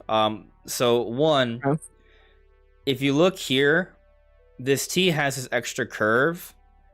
The font from the trailer the T's are completely flat at the bottom. Like they don't have this extra curve here. So that's kind of weird. Also, the other characters that we see on the font, the lighting seems to be more pronounced than this one. So people are speculating that might also be a hint that it could be fake. Also, the text boxes are see-through, and this one is still see-through, but it's like very, very subtle, so I'm skeptical. Another thing, there's a screenshot where we see the characters lined up in basically the exact same way, but the environment looks different. I don't think that necessarily means that it's fake. It could just mean that there are going to be multiple scenes where at the end of the day or at the beginning of the day, they all meet up together and they form the same kind of poses, but there'll be slightly different camera angles and slightly different settings where they talk about a different thing. Right. And that might explain why it looks a little bit different, why there's some random like green stuff here and some shadows that look different from it. So my speculation, if it's real, is that this is maybe based off an earlier version of the game, since the idea is that this is a playtester. So maybe the font and image files have been changed somewhat. That's possible. Because, I mean, looking at this stuff, like, I even think, like, even though from the trailer, Palm, as we're calling her, has basically the same facial expression, the angle's slightly different. And that feels pretty hard to fake with just, like, a Photoshop. It's close though, so maybe there could be some lighting tricks there to kind of making it look just slightly different. So I don't know. The image is fairly compelling, but there are some little things, like the T thing is blatant. Like the T's are just straight up different in the screenshot compared to the game. But you know, what are the chances that it's just because they changed the font, depending on what build of the game they're using? Like that happens, right? Font changes. Yeah, definitely. So it's tough. It's not out of the realm of possibility that could be real. It'd be a weird thing to fake, but we've seen weirder things happen. Yeah. I don't know, it looks pretty legit. It's nothing like, other than the difference in font, there's really nothing I mean, there's nothing at a glance that you could look at this and be like, I don't know. Like, I don't see any like Photoshop artifacts popping out at me or anything. It's blurry. It's a little blurry, but it's also clearly. clearly like zoomed in a lot. Yeah, right? I mean, it just looks like it was A taken phone off picture. screen. It's or it's a something, vertical shot. It's so. Yes. Yeah, it's. They took a picture I'm of a not screen with their expecting, phone. like 8K quality here. Yeah, they zoomed But in on it doesn't yeah. look like crushed and compressed. Like this is Yeah. clear. Like if there was artifacts from Photoshop, you'd clearly be able to see them. It's not blurry enough to hide much. Yeah. Maybe very, very subtle things, but Yeah, the green blades here look a little off to me. And there's like a Pikmin shadow here, but it's kind of weird how it looks. I don't see the Pikmin. But you know, we don't see the whole picture, so it's hard to say for sure. Positioned to be directly behind Palm, though. So. Yeah. The other thing to point out is that because they have helmets that are like transparent, you can see through them. We can see the terrain behind. Like it's not like as simple as okay, they took an image from the trailer and then cut them out. And I mean, it could be done, but it's a lot. That will require some solid Photoshop work to make it look that solid. So yeah, either A, it's a really good Photoshop job, but they slipped up and messed up the font, or this is just based off a slightly different build of the game, which is why we're seeing some minor differences. Everything on the image that was a consistent sharpness as well. Like a lot of times you'll see Photoshop things and like the elements that are photoshopped are. If you look, sometimes it's more subtle than others. But remember when we were analyzing the usually OLED tell. and we saw inconsistencies? It was still real. Remember? I think the OLED was just like compression or something. To be honest, I don't really remember. Oh, okay. Well, I forgive you. Anyways, yeah, that was real. So, and also the details they're telling us aren't really like that mind-blowing, right? Like, it would be one thing. It would be one thing if, you know, I'm gonna, in case this is a leak, maybe I should click off. But like, you know, I'm sharing this because I'm not sure it's real, right? And it's just one image. Like, usually one image is not a big deal to share, but I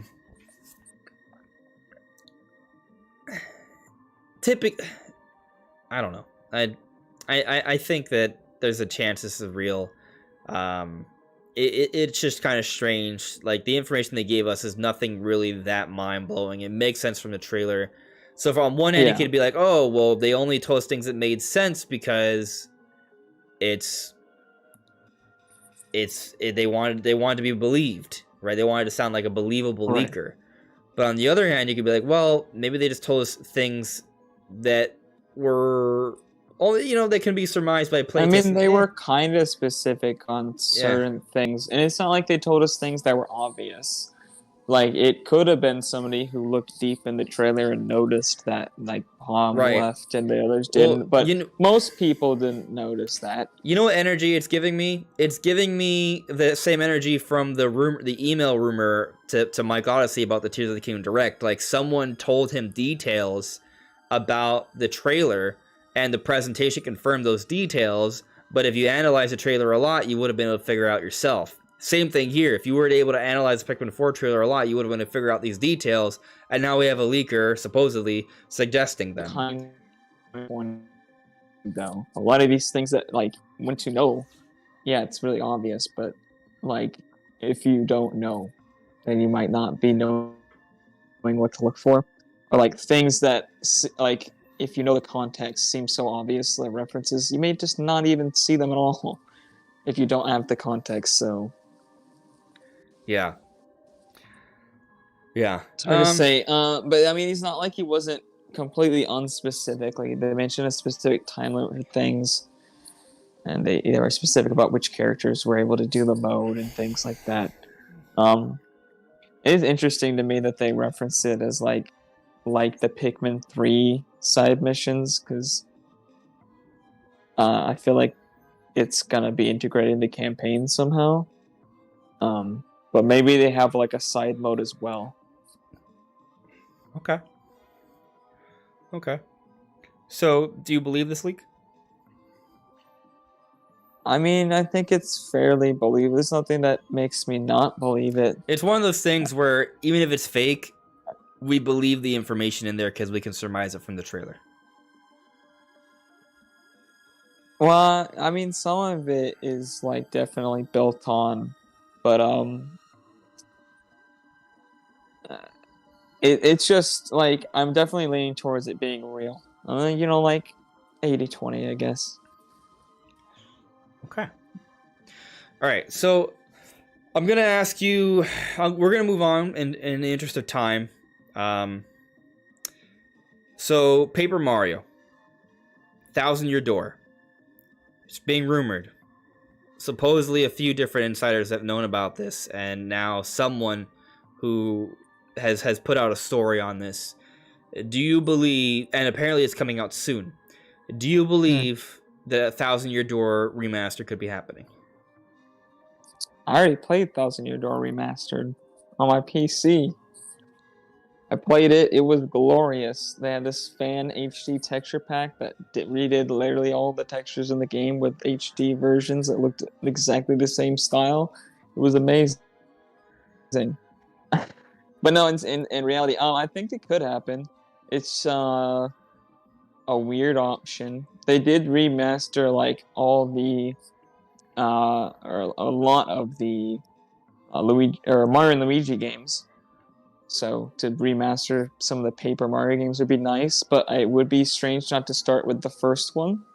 Although we do have that available to play at least in some form on Switch already through the N64 Online. Yeah. But obviously with the extremely low resolution textures that the N64 could render. And to be honest, I mean, like even Thousand Year Door looks pretty gnarly at 1080p. So, I mean, I would like it. I would play it. I would buy it. I'd be hyped. But it seems kind of odd and random, but not the most random thing ever, considering the Mario and Luigi games got remastered. Yeah, I mean, also having more Mario stuff come out for the year, I think, that's a good way to get something out there. The idea is there's going to be a few GameCube remasters that are being worked on. I think Paper Mario is a really good GameCube game that a lot of people would want. So I'm for it. I'm inclined to believe the rumor. The thing is, I kind of like speculated that Thousand Year Door would be, like just purely off. This is a popular game that people want. That has aged well. It would be a good fit for a remaster. Yeah, I mean, they just have to change the textures. I mean, if they already have the original assets at higher resolution, it could be really easy. Yeah, I mean, they might not have to do that much. Yeah, and well, the other thing is that I'm anticipating that it would be kind of like some work done. I don't think the remasters that we're talking about are going to be like Skyward Sword HD remasters. I think they're going to be like actual visual work done. Look at Kirby's Return to the Dreamland Deluxe. That had a lot of visual work done. Metroid Prime Remastered had a lot of visual work done. F-Zero GX is rumored to be in development by Next Level Games, implying it's going to have a lot of work done. So, I guess Paper Mario could use like a better lighting system maybe. But otherwise, I mean, unless you're going to change the style, I don't know why you would need it to look better. Maybe, I mean, it might be, maybe it's more minimalist. I think, it would 60 frames per second would be cool. The original run at 30? I don't even remember. I'm just, I kind of just assumed it didn't, but actually there were GameCube games that ran at 60, so. There's a lot of GameCube games that ran at 60. Yeah, that's Thousand Year Door frame rate.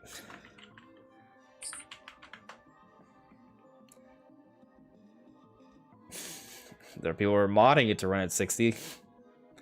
Then it probably did run at 30. Oh yeah, it's 60 frames per second would be nice then. Yeah. Yeah, for sure. Let's see. Otherwise, yeah, I don't really know other than the textures, which is like most of the game is just basically textures because it's supposed to be. like a paper look. Yeah. So it's not really a lot of models to Not- upgrade or anything. Yeah. It's not as intense. But let me see if I can bring on Spheromancer now. We'll circle back to the Zelda topic. Unless there's something else you want to say on Thousand Year Door. Not really. It'd be cool if it happened though. I'd buy it. We're on team. We want it because it would be cool. I just hope it wouldn't be $60. Yeah. But you know it would be. Because it's Mario.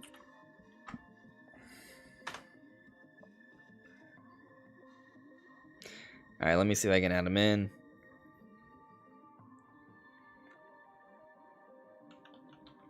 All right. We're adding in Spheromancer.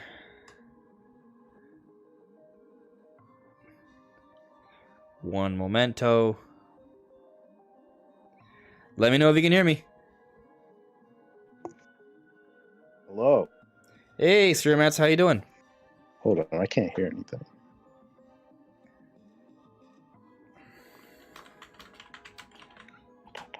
I can hear you. Up to you. Let me check this real quick. Or it just needs to change the Discord settings for Yeah. those output. Right. There we go. Okay. Let me know if you can hear us. I can hear you now. Oh, Yeah, awesome. there we go. There we go. What's up? So chilling, man. I'm glad to have you on. We're just there's double Brandons. I have What? just no. It's just I have Have you done? Have you cloned me? I basically yeah. I did. I am Brandon now. There we go. You've been replaced. No, God. Now we're good. We're good. No, I misspelled your name.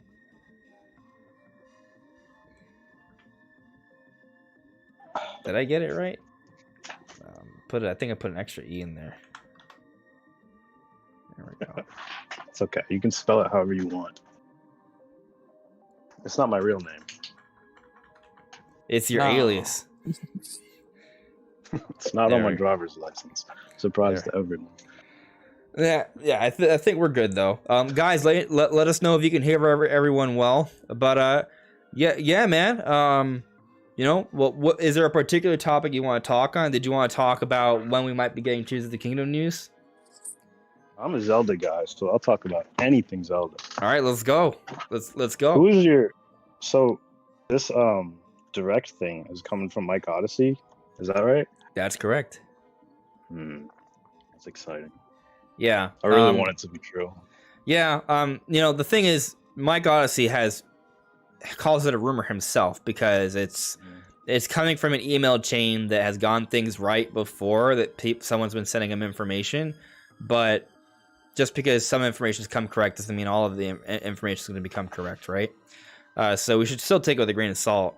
And now people doubt the rumor because some other people have asked around and said they've heard nothing. They're accusing him of just creating fake information, which he's not. I didn't read the email, but I saw when I was at PAX with him, I saw that he saw some things. So he wasn't just making it up, right? So the question is it right this time? I don't know. But I would love to get news soon. I think we have to get news relatively soon. If it's not this week, I think we're kind of running out of time. And I feel that Onuma did sort of suggest with the demonstration that there would be more to show, that he would be presenting us a little bit more. Yeah. I weirdly feel like we might not get anything else. I don't know why. I just have this weird feeling. Yeah. Not like nothing else, but like they might. I think they have to drop another trailer. There's no way Yeah. they get to release without another trailer. But I think that might be it. I don't know why. It just. I think it's the least likely option, but it is an option, so it is still on the board. It's And people in the poll, Nerve-wracking. people in the poll seem to disagree with me. Yeah. So. Oh yeah, for sure. the poll, right? Right now it's that we put up about an hour ago, and I asked when do we get Tears of the Kingdom news, and I put 4 options: this week, Next week, rest in peace Advance Wars, because that's when it comes out. Right before press gets the game, which would be a little bit after Advance Wars comes out, probably. And see you on May 12th. In other words, nada. We don't get anything. So, the second most popular choice that people answered is see you on May 12th at 22%. So, there is a sizable portion of the audience tonight that does feel that maybe that's it. We ain't seeing anything till the game comes out. I don't agree, but I understand how Nintendo's done a good job of making us feel like I'm surprised that not that many people voted for the until press get the game, or like right until press is about to get the game option. Because I feel like that one is actually the one that was like, pulling me in, even though I didn't want to believe it. Because I feel like that one makes a lot of sense, because Nintendo might want to wait to show the game till the last possible second. But I think somebody's going to show the game before the game comes out if they don't show it themselves. That's what I was about to say. I think like they can't make it like maybe like 10 days before it comes out without showing something else, because it's gonna get out there. I don't know what Breath of the Wild, like the entire game leaked like a few days before it came out, I believe, right? For the Wii U. I heard something like that. Yeah. Well, I mean, that's going to be... So, it's interesting. I'm glad you brought that up, because I remember... I mean, this happens pretty much every time there's a Pokemon game. Especially the last few generations. Pokemon Company and Game Freak have actually, I think, done a better job of not telling us everything about the games leading up to release. They tell us about maybe like a dozen or so Pokemon, but there's still like about 100 new Pokemon and stuff. And they don't tell us about them. And it's actually like a cool surprise. But every time, the entire game, the entire dex, all the stats, all the move, everything gets leaked like a week or two before the game comes out. Every time. And there's always some sort of court case about it afterwards, too. Like, it's crazy. So, to your point, it would be really unfortunate to have it for Tears of the Kingdom. It would be really unfortunate. So and they just busted out the lawyers for the art book thing. Yeah. So they're ready to put their foot down with anything. Maybe that's their plan. They're like, listen, we're going to May 12th without saying a thing, and if anyone tries to say something, we're taking them down with our ninjas in suits. Yeah. I don't mind the marketing though, honestly. Like I feel like, especially with reusing Hyrule, at least from Breath of the Wild, I just want to go in blind, like as blind as possible. Like I know whatever they release, I'm gonna go look at it. Like there's no way I can control myself and not look at it. But if they don't release anything from now to release, I feel like I'll be alright. Yeah, I mean, maybe their strategy is, to your point, because I have to believe that there will be news before release. I'm on the side with that.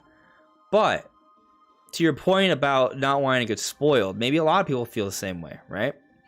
So what their plan may be is to wait as much as they reasonably can before they give us the blowout they need, right? They won't spoil that much of the game, but they'll wait as much as they reasonably can.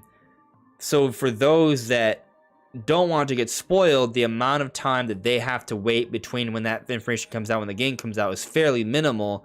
So it's easier for people to kind of avoid the spoilers. You know, it's one, because if they have a direct this week, that's a whole month of having to avoid spoilers versus maybe 2 weeks, you know? So maybe that's their angle. I hope not, because I want news, but I don't need the news either, to your point. I don't need the news. I just want to see it. I always want to see more, but to Sean's point in the chat, mystery is enticing. I'm gonna buy the game. Been a Zelda fan my whole life. Of course, I'm gonna buy it. But I mean, the only thing I really want to know is like what the basic progression of the game is. Like, what are the shrine replacements, Sheikah Tower replacements, dungeons, basic things. Like, what am I gonna do when I step out? Like, I want to have a basic objective, or at least in mind. That'd be nice. I think they have to show. But other than that, I don't think they need to go that deep. Yeah, I mean, like we don't know anything. That kind of goes with the story, right? I mean, like they need to show us. because I mean that kind of goes with a progression. Because if we have, there's in the name, there's tiers of the kingdom. A lot of people think you're gonna get like a tier at the end of each dungeon or whatever.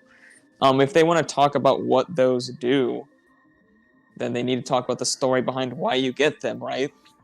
If they want to talk about dungeons, what's the story reason for going to the dungeons?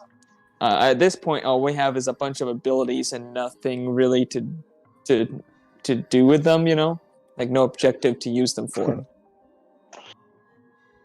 Yeah.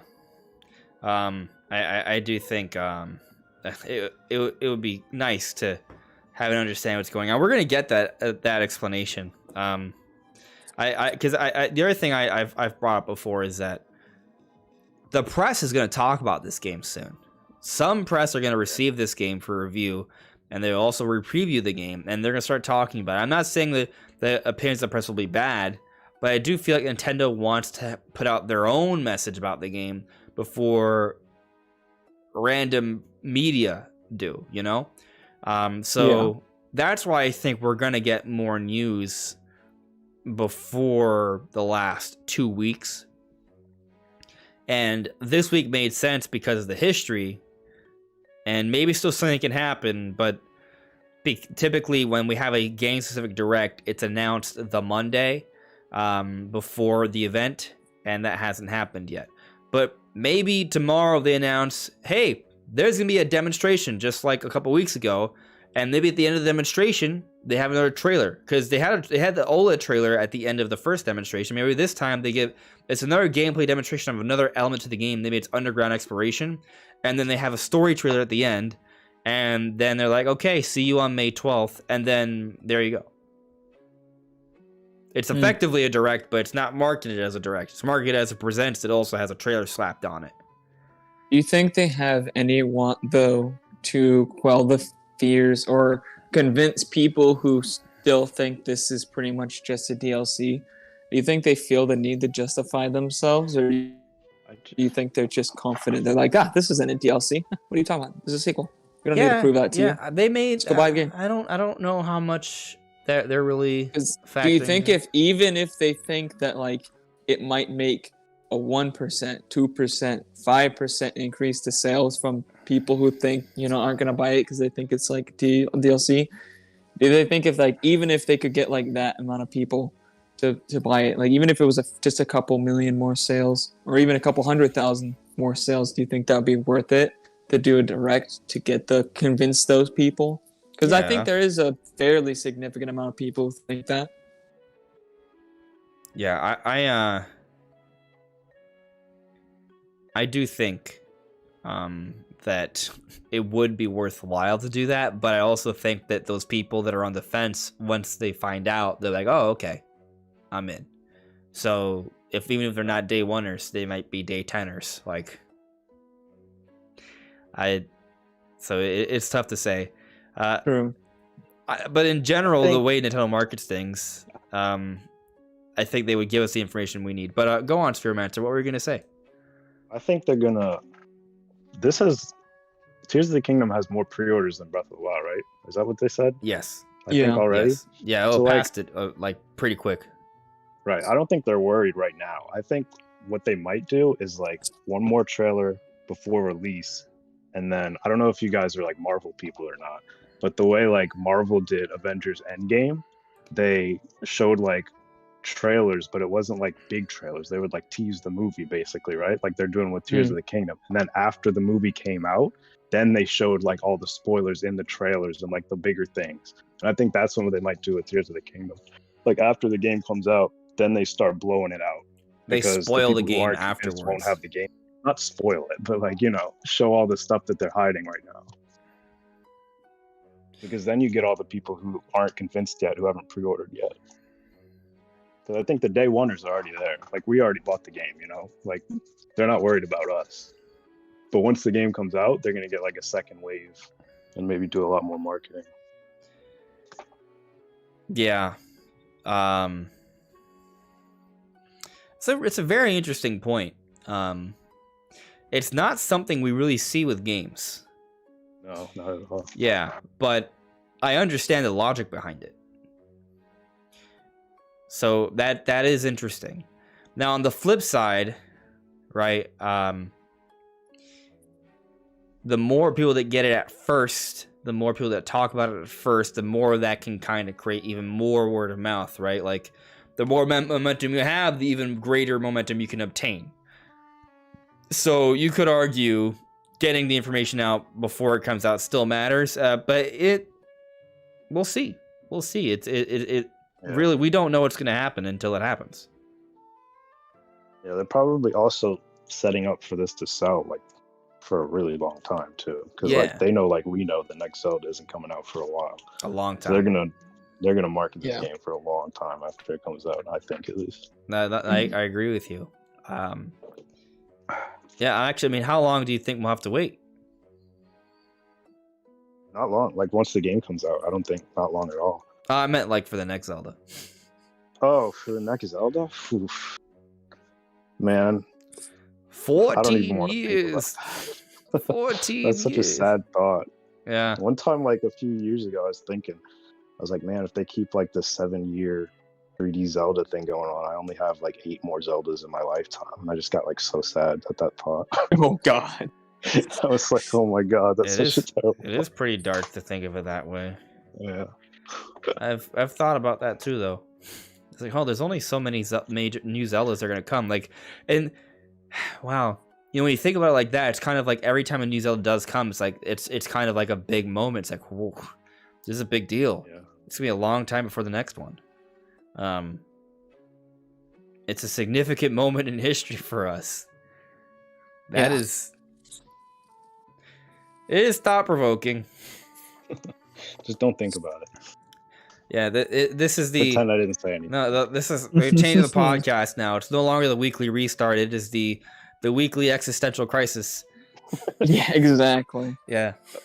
Nah, it'll be fine. You got you play the other Zeldas. Every Zelda, you know, while that may be the case, think of it like this. There isn't even really that many 3D Zeldas. Like, we got Ocarina of Time, we got Majora's Mask, we got Wind Waker, Twilight Princess, Skyward Sword. There's 5 3D Zeldas. And then Breath of the Wild. And now Tears of the Kingdom.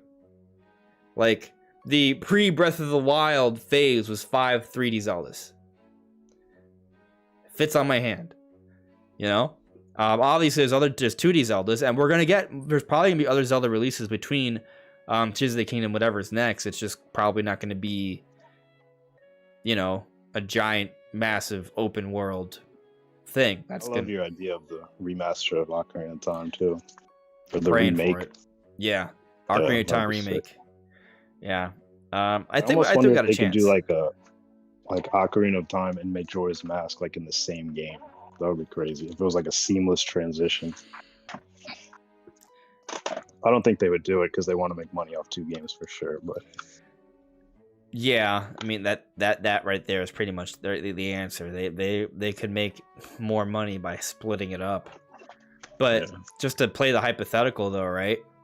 If they kind of reimagine them a little bit, you know, give them some open worldish mechanics and stuff, it'd be kind of cool. Like, it's kind of linear, right? Because that's how the games were designed. But there was some openish elements. There was already some open elements in Ocarina of Time. Maybe, you know, they kind of facilitate that a bit more. But maybe what they could do is once you beat Ocarina of Time in the post game, right? Because you go back to being a child, another path opens up in the forest, and that can take you to the land of Termina. And then you just start that game, and there you go. Like, that'd be kind of cool. Like just having it like be physically in the same world that you can actually traverse to. That would be fun. But of course, I think based on the way Majora's Mask goes, though, you wouldn't be able to go back once you traverse. So functionally, I mean, it just has to be 2 separate games. But it would be fun if they made it both. Yeah. Well, is there anything else you kind of want to talk about, Spheromancer? Do you have any theories on Zelda you want to kind of go over? I do have some theories. Okay. Let me think. The biggest one I had was, I don't know if you've seen it or heard of it. It might be debunkable. I haven't really talked about it much, but it's based on the 4 pins, like the 4 Yeah. I don't know what people are calling them, like the hero abilities now that they might get. And because his hand like glows a different color, right, when he's using the rune compared to when he's using the Zonai abilities. Yeah. So I was thinking the first one is recall, which is based on the kanji for time. And then the other one we see is loosely representative of the kanji for wind, I think. Is that right? I saw that. This was Yeah.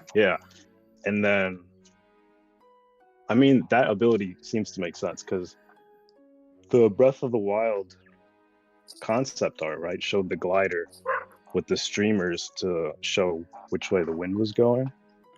And then we see that same glider in Tears of the Kingdom. So maybe it's important to be able to change the direction of the wind in order to get from island to island.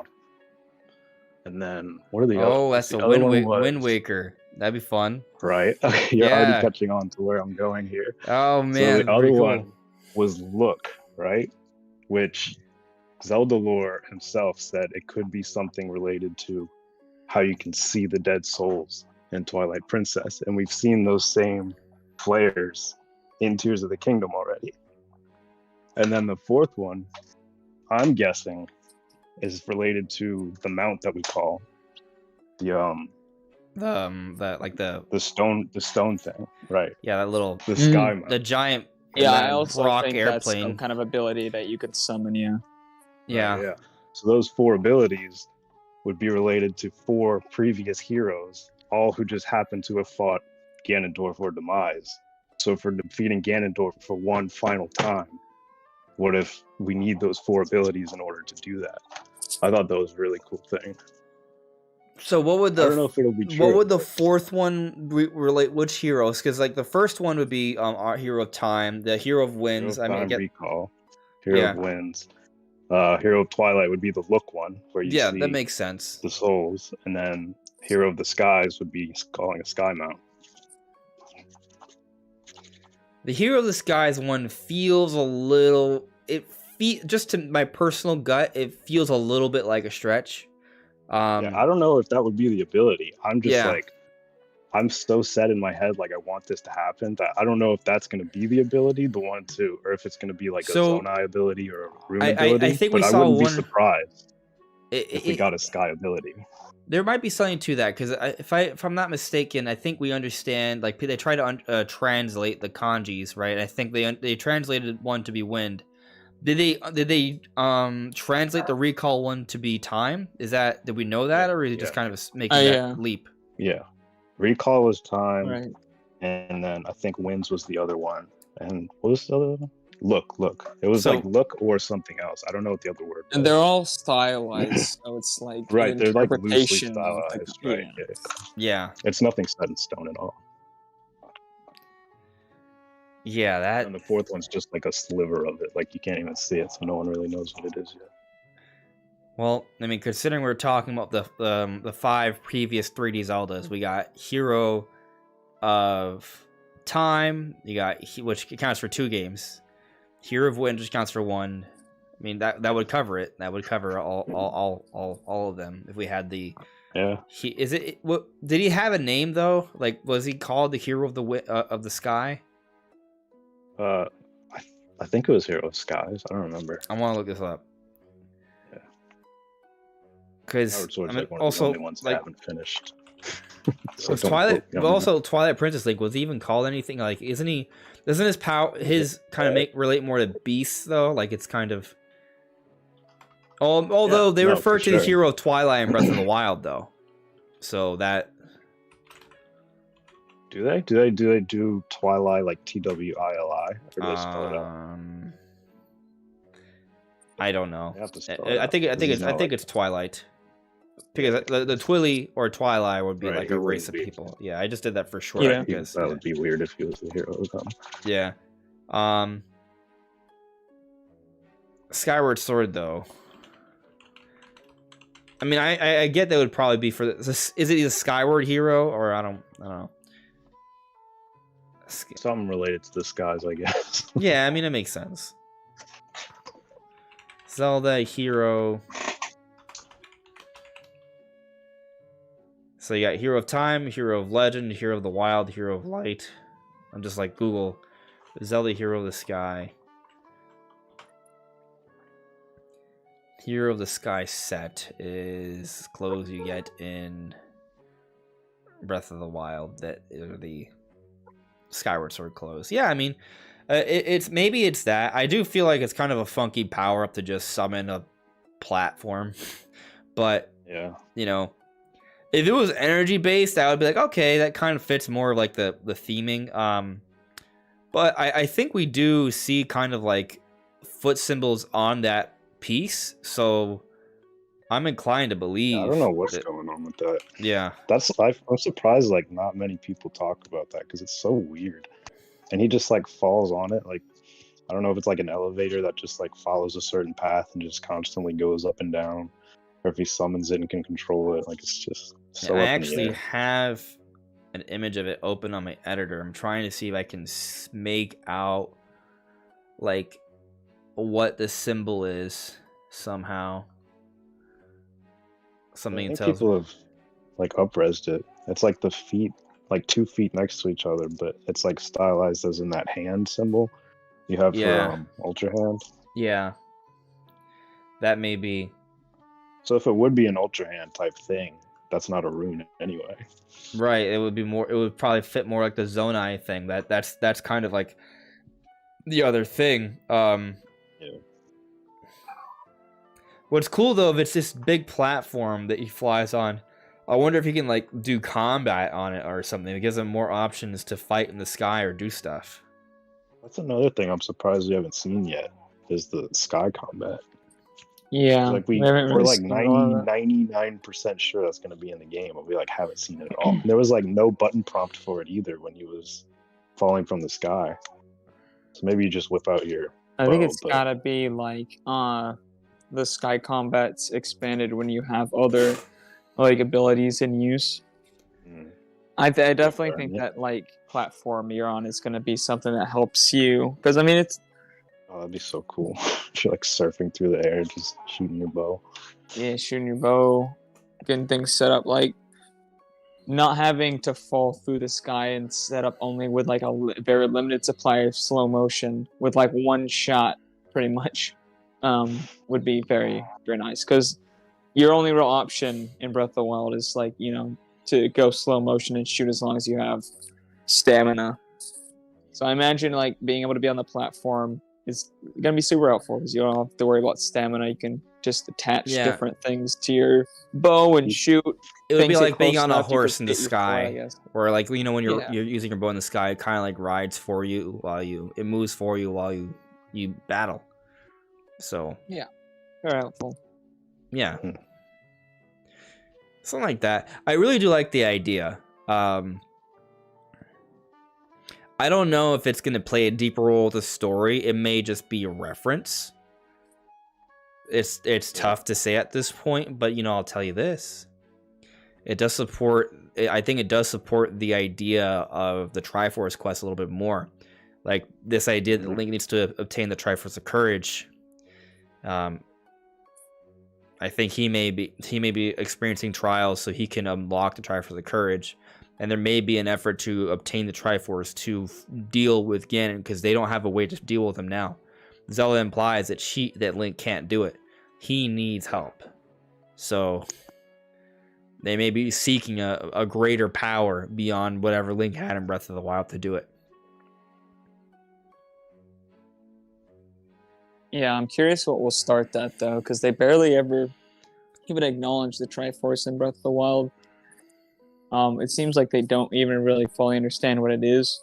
And even when Zelda uses it, it's like they don't understand that it's the Triforce being used. So I am curious, like, if that is the case, who tells them about the Triforce? I guess the Zonai people. I think there's someone they meet in the sky. Yeah. Or at least talk to in the sky that's gonna be like, hey. Like there's a civilization there. They have some sort of ancient knowledge. I think it's gonna help them in some way. Link can even talk to some of the constructs, which is kind of cool. So there's at least some kind of civilization we can communicate with. They may all be dead. It may just be constructs. Maybe another ghost. or that I think there's something, and that might be what tells us. The other thing is, we don't know how Link and Zelda, or just Link, survive the beginning battle with Ganon, because Link gets completely owned. You know, the mouse destroys his sword, his shoulder and arm are blitzed. Like, how Zelda falls? We don't know if he's able to catch her or not. Like, how do they get out of there? How do they survive that fight? They haven't explained that at all yet. I'm Team Zelda's dead. Oh. I would be kind of happy if it was like a Spirit Track situation. She just ghost mode, just flow around with you. That'd be fun. That'd be sick. Yeah. But if they're just I like, don't think Zelda's she's dead. But I think, like, you know, we might have to. Zelda's trapped. You're not going to see her till the end of the game again. I do kind of want to have that moment where they finally tell us what happened to her. That feels like something that would happen either a direct, or we just wait until the game comes out. That's why I gotta go dark like a week before the game comes out. Like, I just don't want that to be spoiled. I just want to experience all that.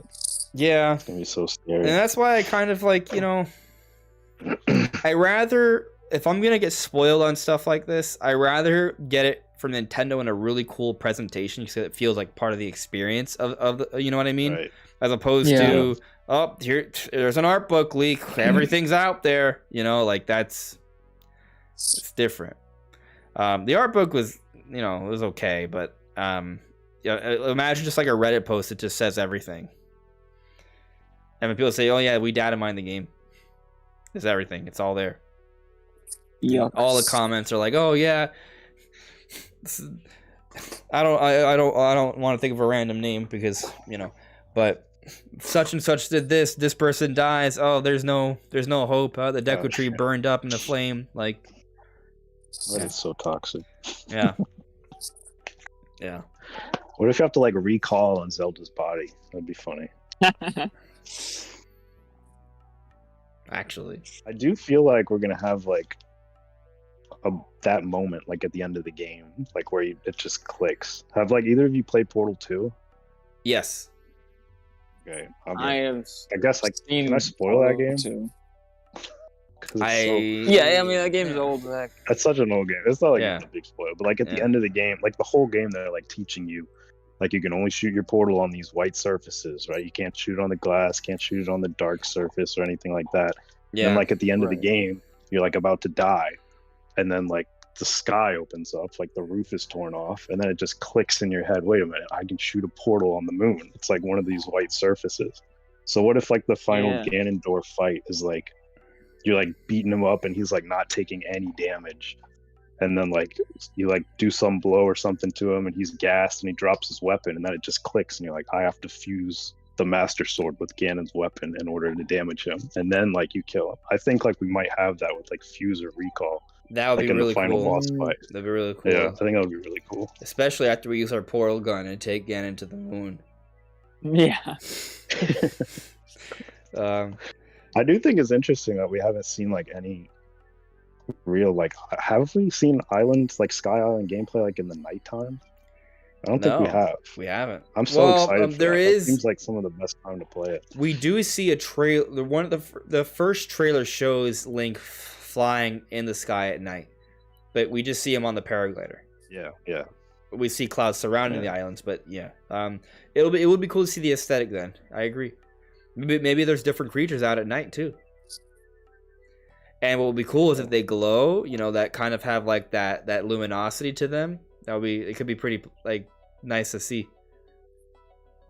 Or the dragons at night. What if the dragons at night are like luminescent and they're floating around, like flying around the islands? Oh yeah, be nice. That'd be cool. Yeah. What was I gonna say? So you mentioned Zelda lore earlier. I saw a post from Zelda lore, and I mentioned it in one of my videos. There's a patent for Tears of the Kingdom where you can create portals. Oh, I saw that. Like in Portal. Like, yeah. So theoretically, the ending to Portal 2, like I was joking earlier about going to end on the moon. What? There you go. There's a port. You can just create portals, and that's how you get to the moon. And that's where you fight Ganon, and then the moon blows up, and you know that's a whole other thing. But There's That'd be possibilities. crazy. Yeah. I don't, dude. If they added portals, that would be like the ultimate like sandbox game. That would be crazy. They've already done so much to make this like an infinite gameplay loop. If they had portals, that would just blow the lid off. Yeah, I wonder if they're gonna turn this into like. I mean, people have brought this up, and it might sound like a bad thing, but in a way, it'll be a great thing. And it's kind of like Minecraft Zelda, in the sense that you just have so many options to customize the world. With an engine and gameplay like Zelda, like that's because Minecraft is super simplistic, right? And there's menus and things, but like if with Tears of the Kingdom, it's all integrated dynamically into the gameplay without extra menus, and it's the far more sophisticated gameplay style of Zelda with the visuals. Like that's a serious combo for an amazing experience. Yeah, that'd be crazy. Yeah. But is there anything else that you want to kind of touch on, Spheromancer, before we call it a night? Not really. I don't think so. Yeah. So I had I'll just, one. yeah, go for it. Let me just say one more. Go for it. Wait, what was it? It was like the open air dungeon design. I don't know. This sounds. Okay. It sounds good to me, but it also sounds like a lot of people would hate it. But it's like, so if let's just say there's a water, fire, and forest temple or dungeon, Sure. just to use 3 as an example. Okay. So like, what if you can go in, and they're all on different islands. All of them are on the Sky Islands. So you go in the water temple and you do like the first tiny little portion, then you get a small key, and then you have to go find the second part of the island, which is like the meat and potatoes of the island, of the water temple. And then you unlock that and you get a boss key at the end of that, and you only have to go find the boss.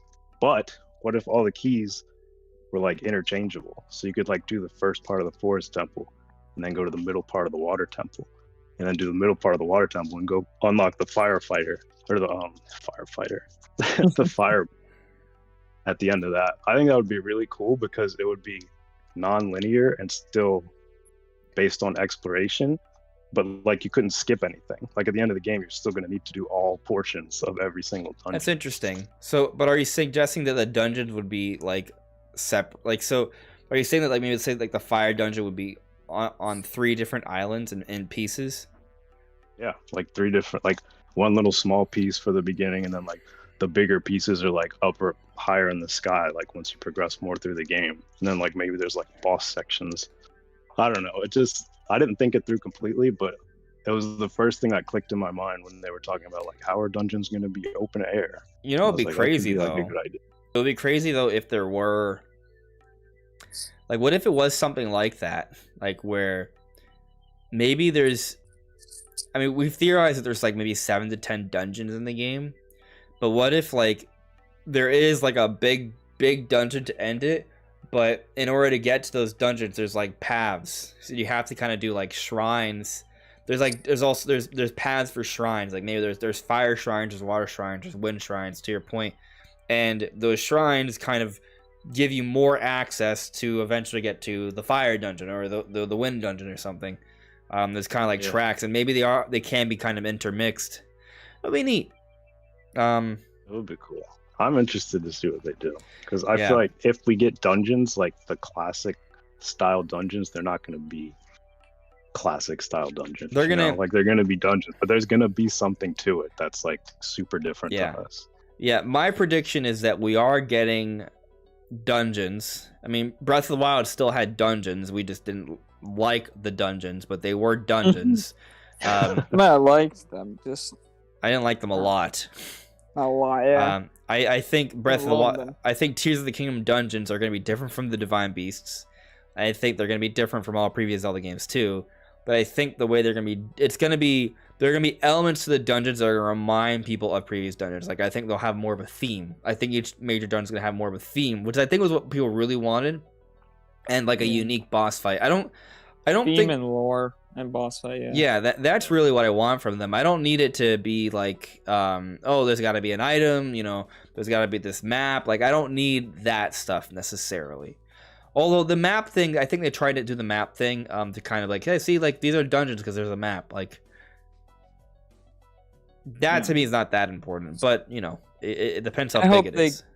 I hope they go further into the dungeon lore affecting like the area around it. Yes. Like when you go to a divine beast, there's usually some sort of problem with the town nearby that you need to solve in order to get into the divine beast. I hope they go like way further with that kind of concept. I mean, we see like the over where the Vito usually are, that giant like storm. I wouldn't be surprised if after you defeat the dungeon in that area, that's not there anymore.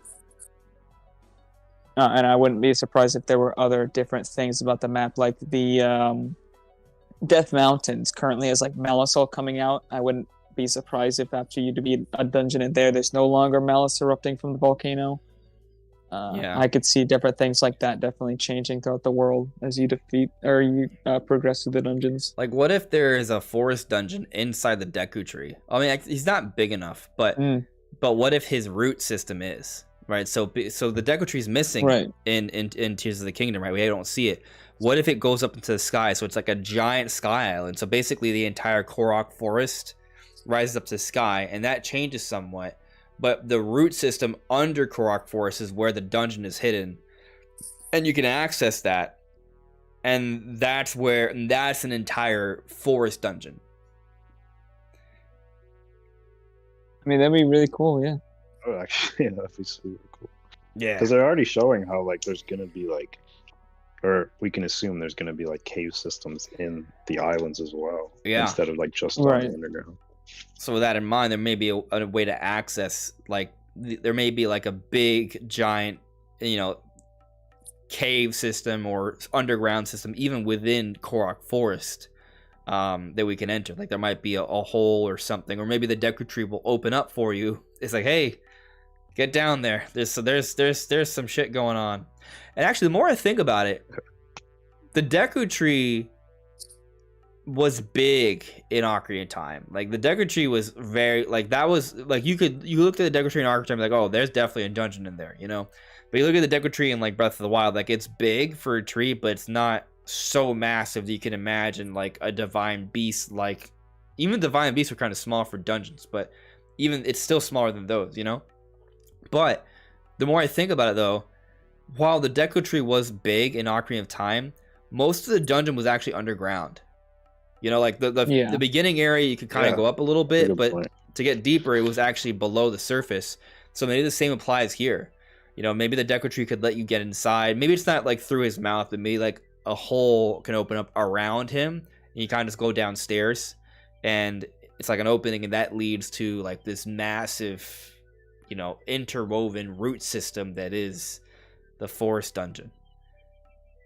That'd be really cool. Have we seen close enough to the Deku Tree to know if there's something there in the trailers yet? A lot of the trailers are like, what if it's like underground? What if it just sunk down and there's like a giant crater there? That's another possibility. Instead of it going up, maybe it went down, or maybe it blew up. It's hard to tell what's over there, really. A lot of the trailers, when we do get an angle, it's like extremely compressed, so it's hard to really make out what's going on.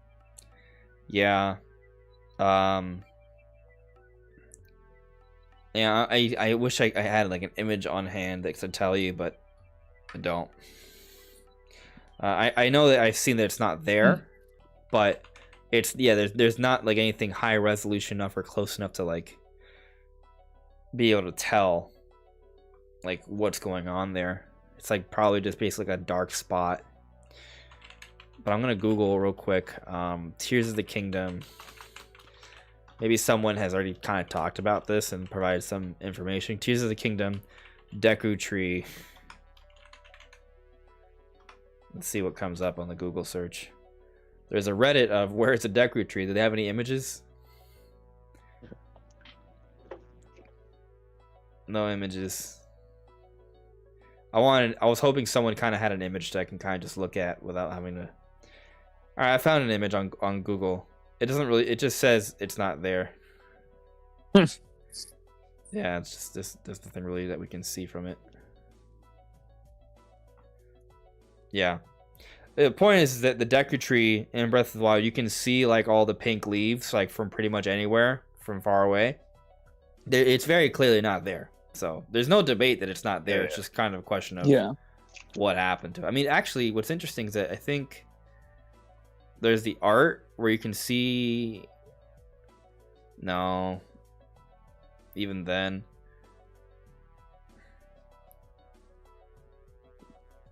Yeah, you can't see any Deku Tree on the. I looked at my wallpaper because I have the Tears of the Kingdom art there. There's nothing. You can't see anything because of all the clouds and stuff. So, yeah, there's a lot. There's a lot they can show us. So we're gonna find out in about a month. Everything. Well, it'll take us more than a month. It'll take us some probably days to figure out everything. At least days, if not more. But yeah. Anything else you want to talk about, Stereomancer? I don't think so. Nah, I'm good. All right. Well, feel free to come on another time. But yeah, dude, thanks for coming on. It was fun. Yeah. I appreciate it. No problem, dude. Yeah, it was good to have. For sure. Always good to have guests on. Yeah. All right, see y'all. All right. See ya. Okay. Oh, Brandon, Spheromancer name is taking over your name. Oh God. Yeah.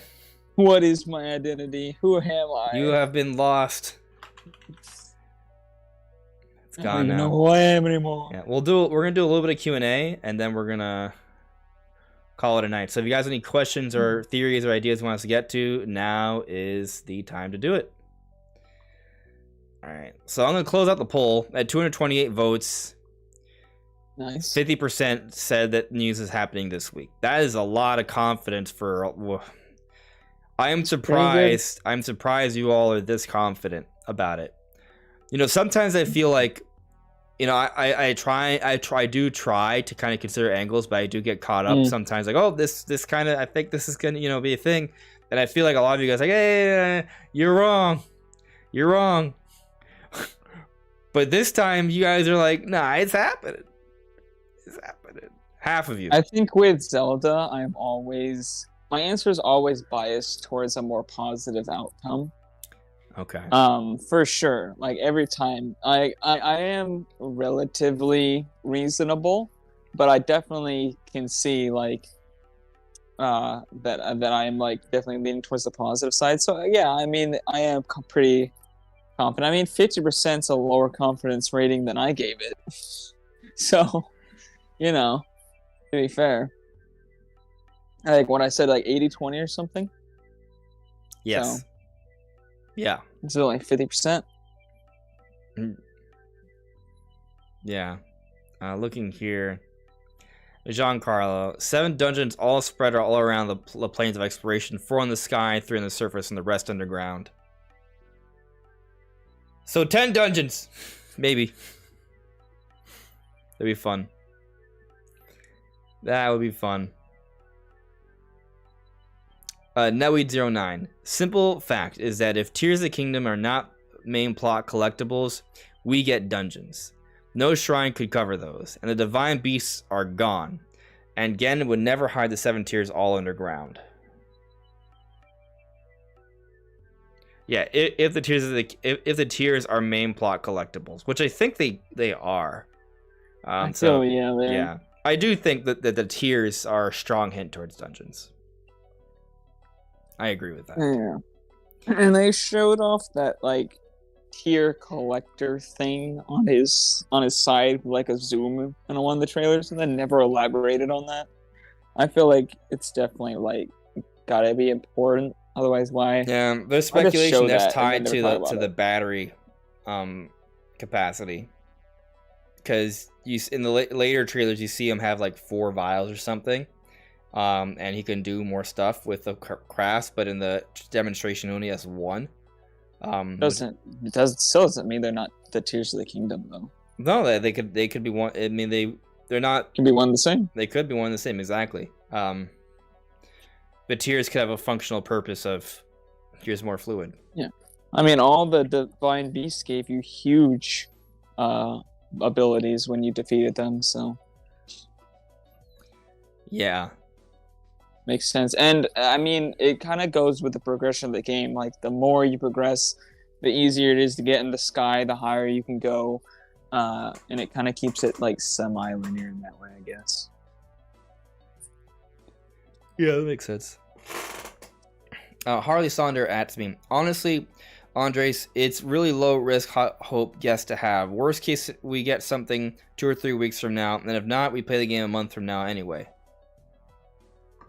Yeah. True. You're Yeah. not wrong. Yeah. But I am an impatient man when it comes to Zelda, so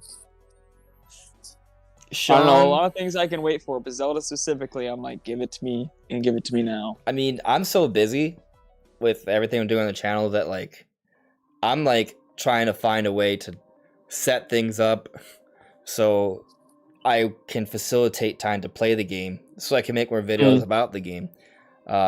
It's gonna be tough. Maybe what I'll do is because I tend to, like, watch, like, maybe, like, an episode of One Piece or something before I go to bed. I'll just not watch anything. If I'm gonna watch something, they'll play Zelda. Yeah, That's just play what you Zelda do. instead. I mean, that is kind of what I do. Like, it's usually one or the other. Like, if there's a big, awesome game I'm playing, I'll usually, like, for example, when I play Xenoblade, I just play Xenoblade for. I didn't watch anything. I just play Xenoblade when I like to, like, either play a game or watch something before bed. Yeah. So, you know, that'll probably be that'll be like my personal time. I'll still have to find you know, time to. My like, thing is, do other I stuff. just can't only play a game for like an hour and then stop. If I don't have at least like 2 or 3 hours to play a game, I just won't. Because I just get too worried about like what I need to do to actually enjoy the game. So if I only have like an hour, I'll constantly be thinking about how many minutes it is left until I need to stop, and I won't enjoy the game at all. Yeah, I understand. For me, the thing is playing at night is because I'm like, oh, the longer I play, the more tired I'll be in the morning. So it's tough. Yeah. Yeah. I just convinced myself that I'm going to be tired in the morning no matter what, which is kind of true. Yeah. But at the same time, I will be tired in the afternoon, though, if I don't go to sleep. And that's the worst part. Mm-hmm. Sean Castle Singer, I was gonna get to this earlier. Deku Tree fell underground. It's not impossible. If there's a lot of seismic activity, it could be like it all concaves and go underground as opposed to going up. Like that's possible. Poor Deku. That would probably mean the Deku Tree dies. Like, that would be bad. Wouldn't be the first time a Deku Tree died though. So Yeah.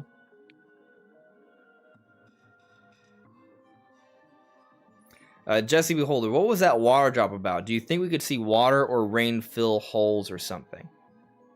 I think it was just to show off the what's it called? Ascendability.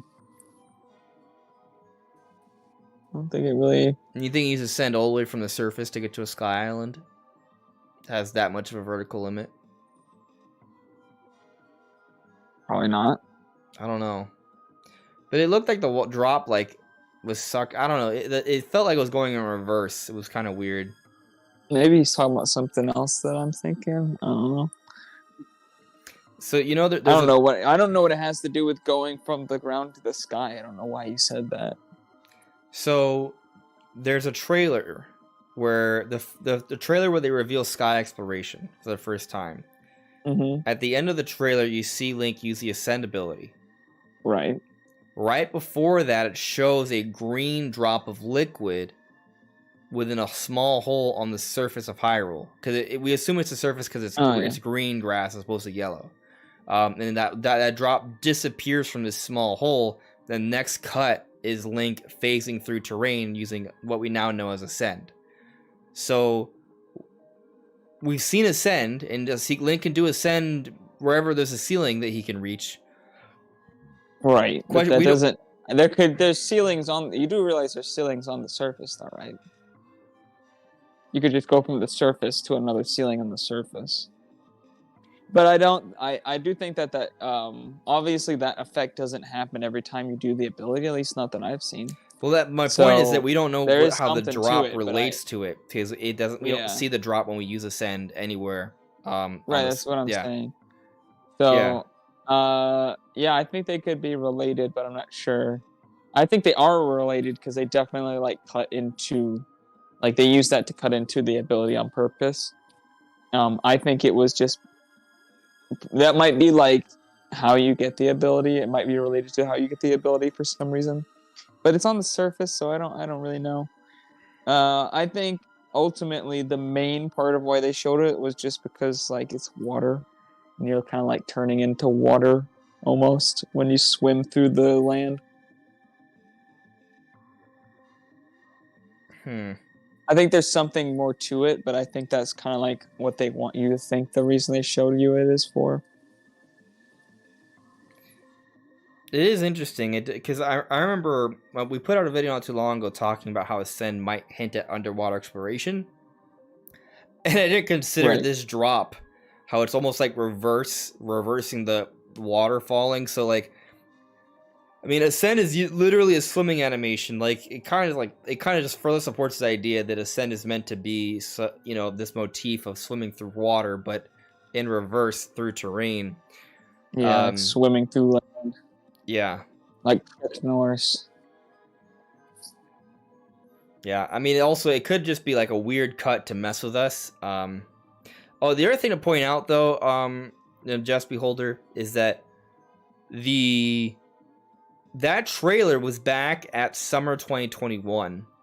It's possible that whole drop thing might not even be relevant anymore. Yeah, I guess that's possible. Yeah. I doubt, but I'm just saying, like, it's possible that it's not that important.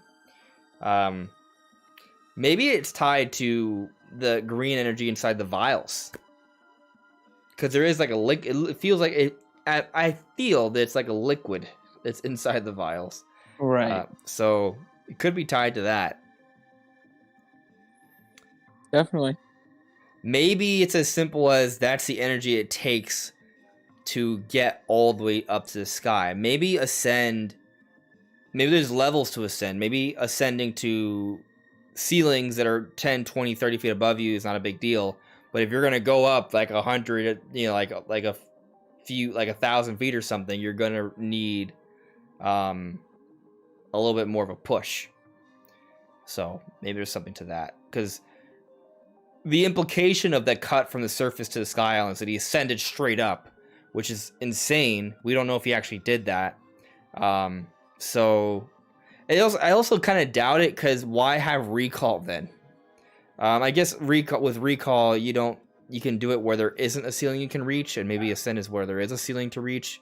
But at that point, why not just walk under an island and then just always use Ascend? So I doubt you can ascend that high. I really doubt it. Yeah, unless there's some sort of boosting point there, but it's a very specific thing, so you can just do whenever you want. So I don't know. It's tough. It's tough to say what it is exactly, but I'll think on it. Maybe it'll be a theory video in the not so distant future, or there'll be a direct on Wednesday that this tells us. All right, I got a super chat here from Samuel A. Thank you for the super chat, buddy. Samuel says, another stupid Samuel A. theory. We'll see if it's stupid or not. I don't know. What if Ganon is deep in the earth and we have to build a motorized drill with Ultra Hand to drill down to his lair? Is that stupid? Interesting. But what if we can build a drill? I don't think we're gonna build a drill. I think we just have to find holes to get underground. It would. Yeah. It would. I mean, we talked about this kind of when people were talking about. I forget why we were talking about it being like kind of like Minecraft. Yeah. But the idea that you could displace the ground around you in a not pre-calculated way is very, very expensive, and like extremely expensive, and it just becomes something where you need like to keep, because you have to keep different data sets on like where in this entire world you've digged everywhere has to stay the same, and that's just like so much memory that takes up. Even on like high-end PCs, it's after a certain point in open world, it stops becoming feasible to always track that kind of thing. For like, per something that's not like Minecraft, where it's like a block-based thing. If you want something that's actually like more dynamic, it'd be expensive. And, I mean, even Minecraft's still pretty expensive with like how far you can render out things and stuff, It's a lot to even keep with the track of. blocks. It's a lot. Yeah. More expensive than you would think.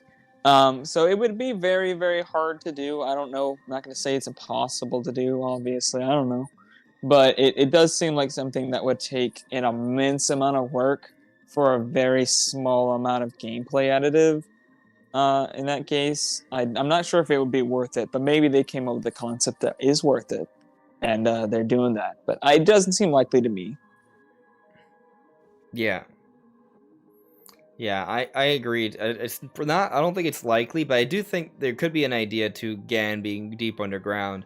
I joke about him being on the moon, but instead of being in the moon or a high sky island or in a castle that's just straight up on the surface of Hyrule, maybe he's deep underground. Maybe he's basically the devil, like he's the Demon King. He's just gonna have a throne deep underground, the underworld. Like, what if? And we have to find a way to get down there. There could be something to that idea. AB James. Andres, could that shot of the underground in trailer 3 with that strange bulb tree thing in the middle of the roots of a great fairy be the roots of a great fairy? Can you bring up that image? Sure. I think I know what you're talking. I think I know what you're talking about. I don't think it is. Excuse me. Yeah, I know what you're talking about. I don't think it's a great fairy. The great fairy's fountains are like very, very colorful. It's not impossible. It's not impossible. It's unexpected.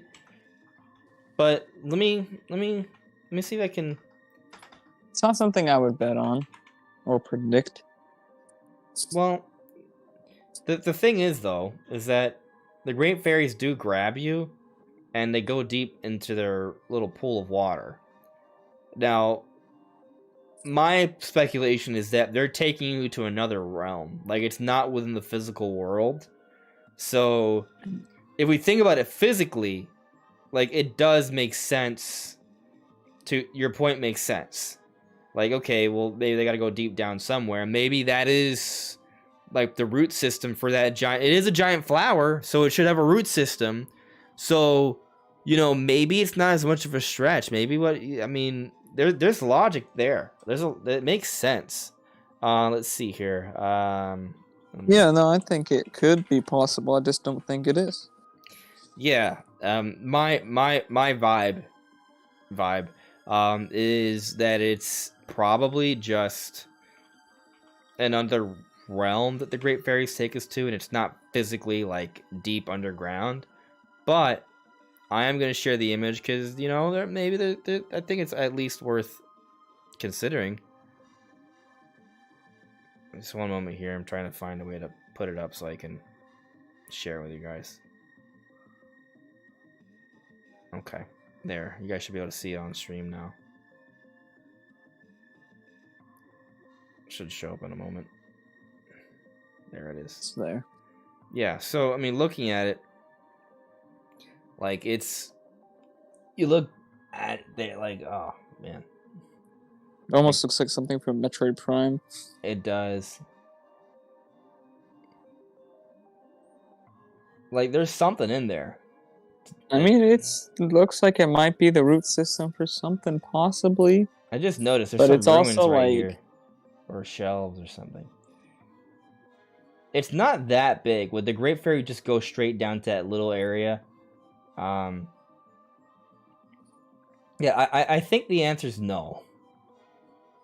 But it is interesting that there is like a chamber in there, and it's a root system, and the flowers are, there's flowers where the Great Fairies are, so it would make sense for there to be a root system under it. And I could see Yeah. it looking like something like this, and maybe it is maybe it could be connected to the Great Fairies, but I don't think it would be where the Great Fairy would be. You know, maybe this could be related to the flower of the Great Fairy, but like I don't think it's the realm where the Great Fairies live when they're not summoned. I think they're just kind of on another, like, you know, like they're not a part of the physical world. Right. Yeah. That's my take on that. It's interesting to consider. I never really thought about like what it is until now. Yeah. It's very hard to say what it is, but I feel like if I shot it with my blaster, it would explode. What? Oh yeah, it just feels like that. I feel like you can interact with that yellow stuff, like in some way. No, I'm just making a funny Metroid, because Metroid Prime has things that look like plants look like that explode when you shoot them. You know.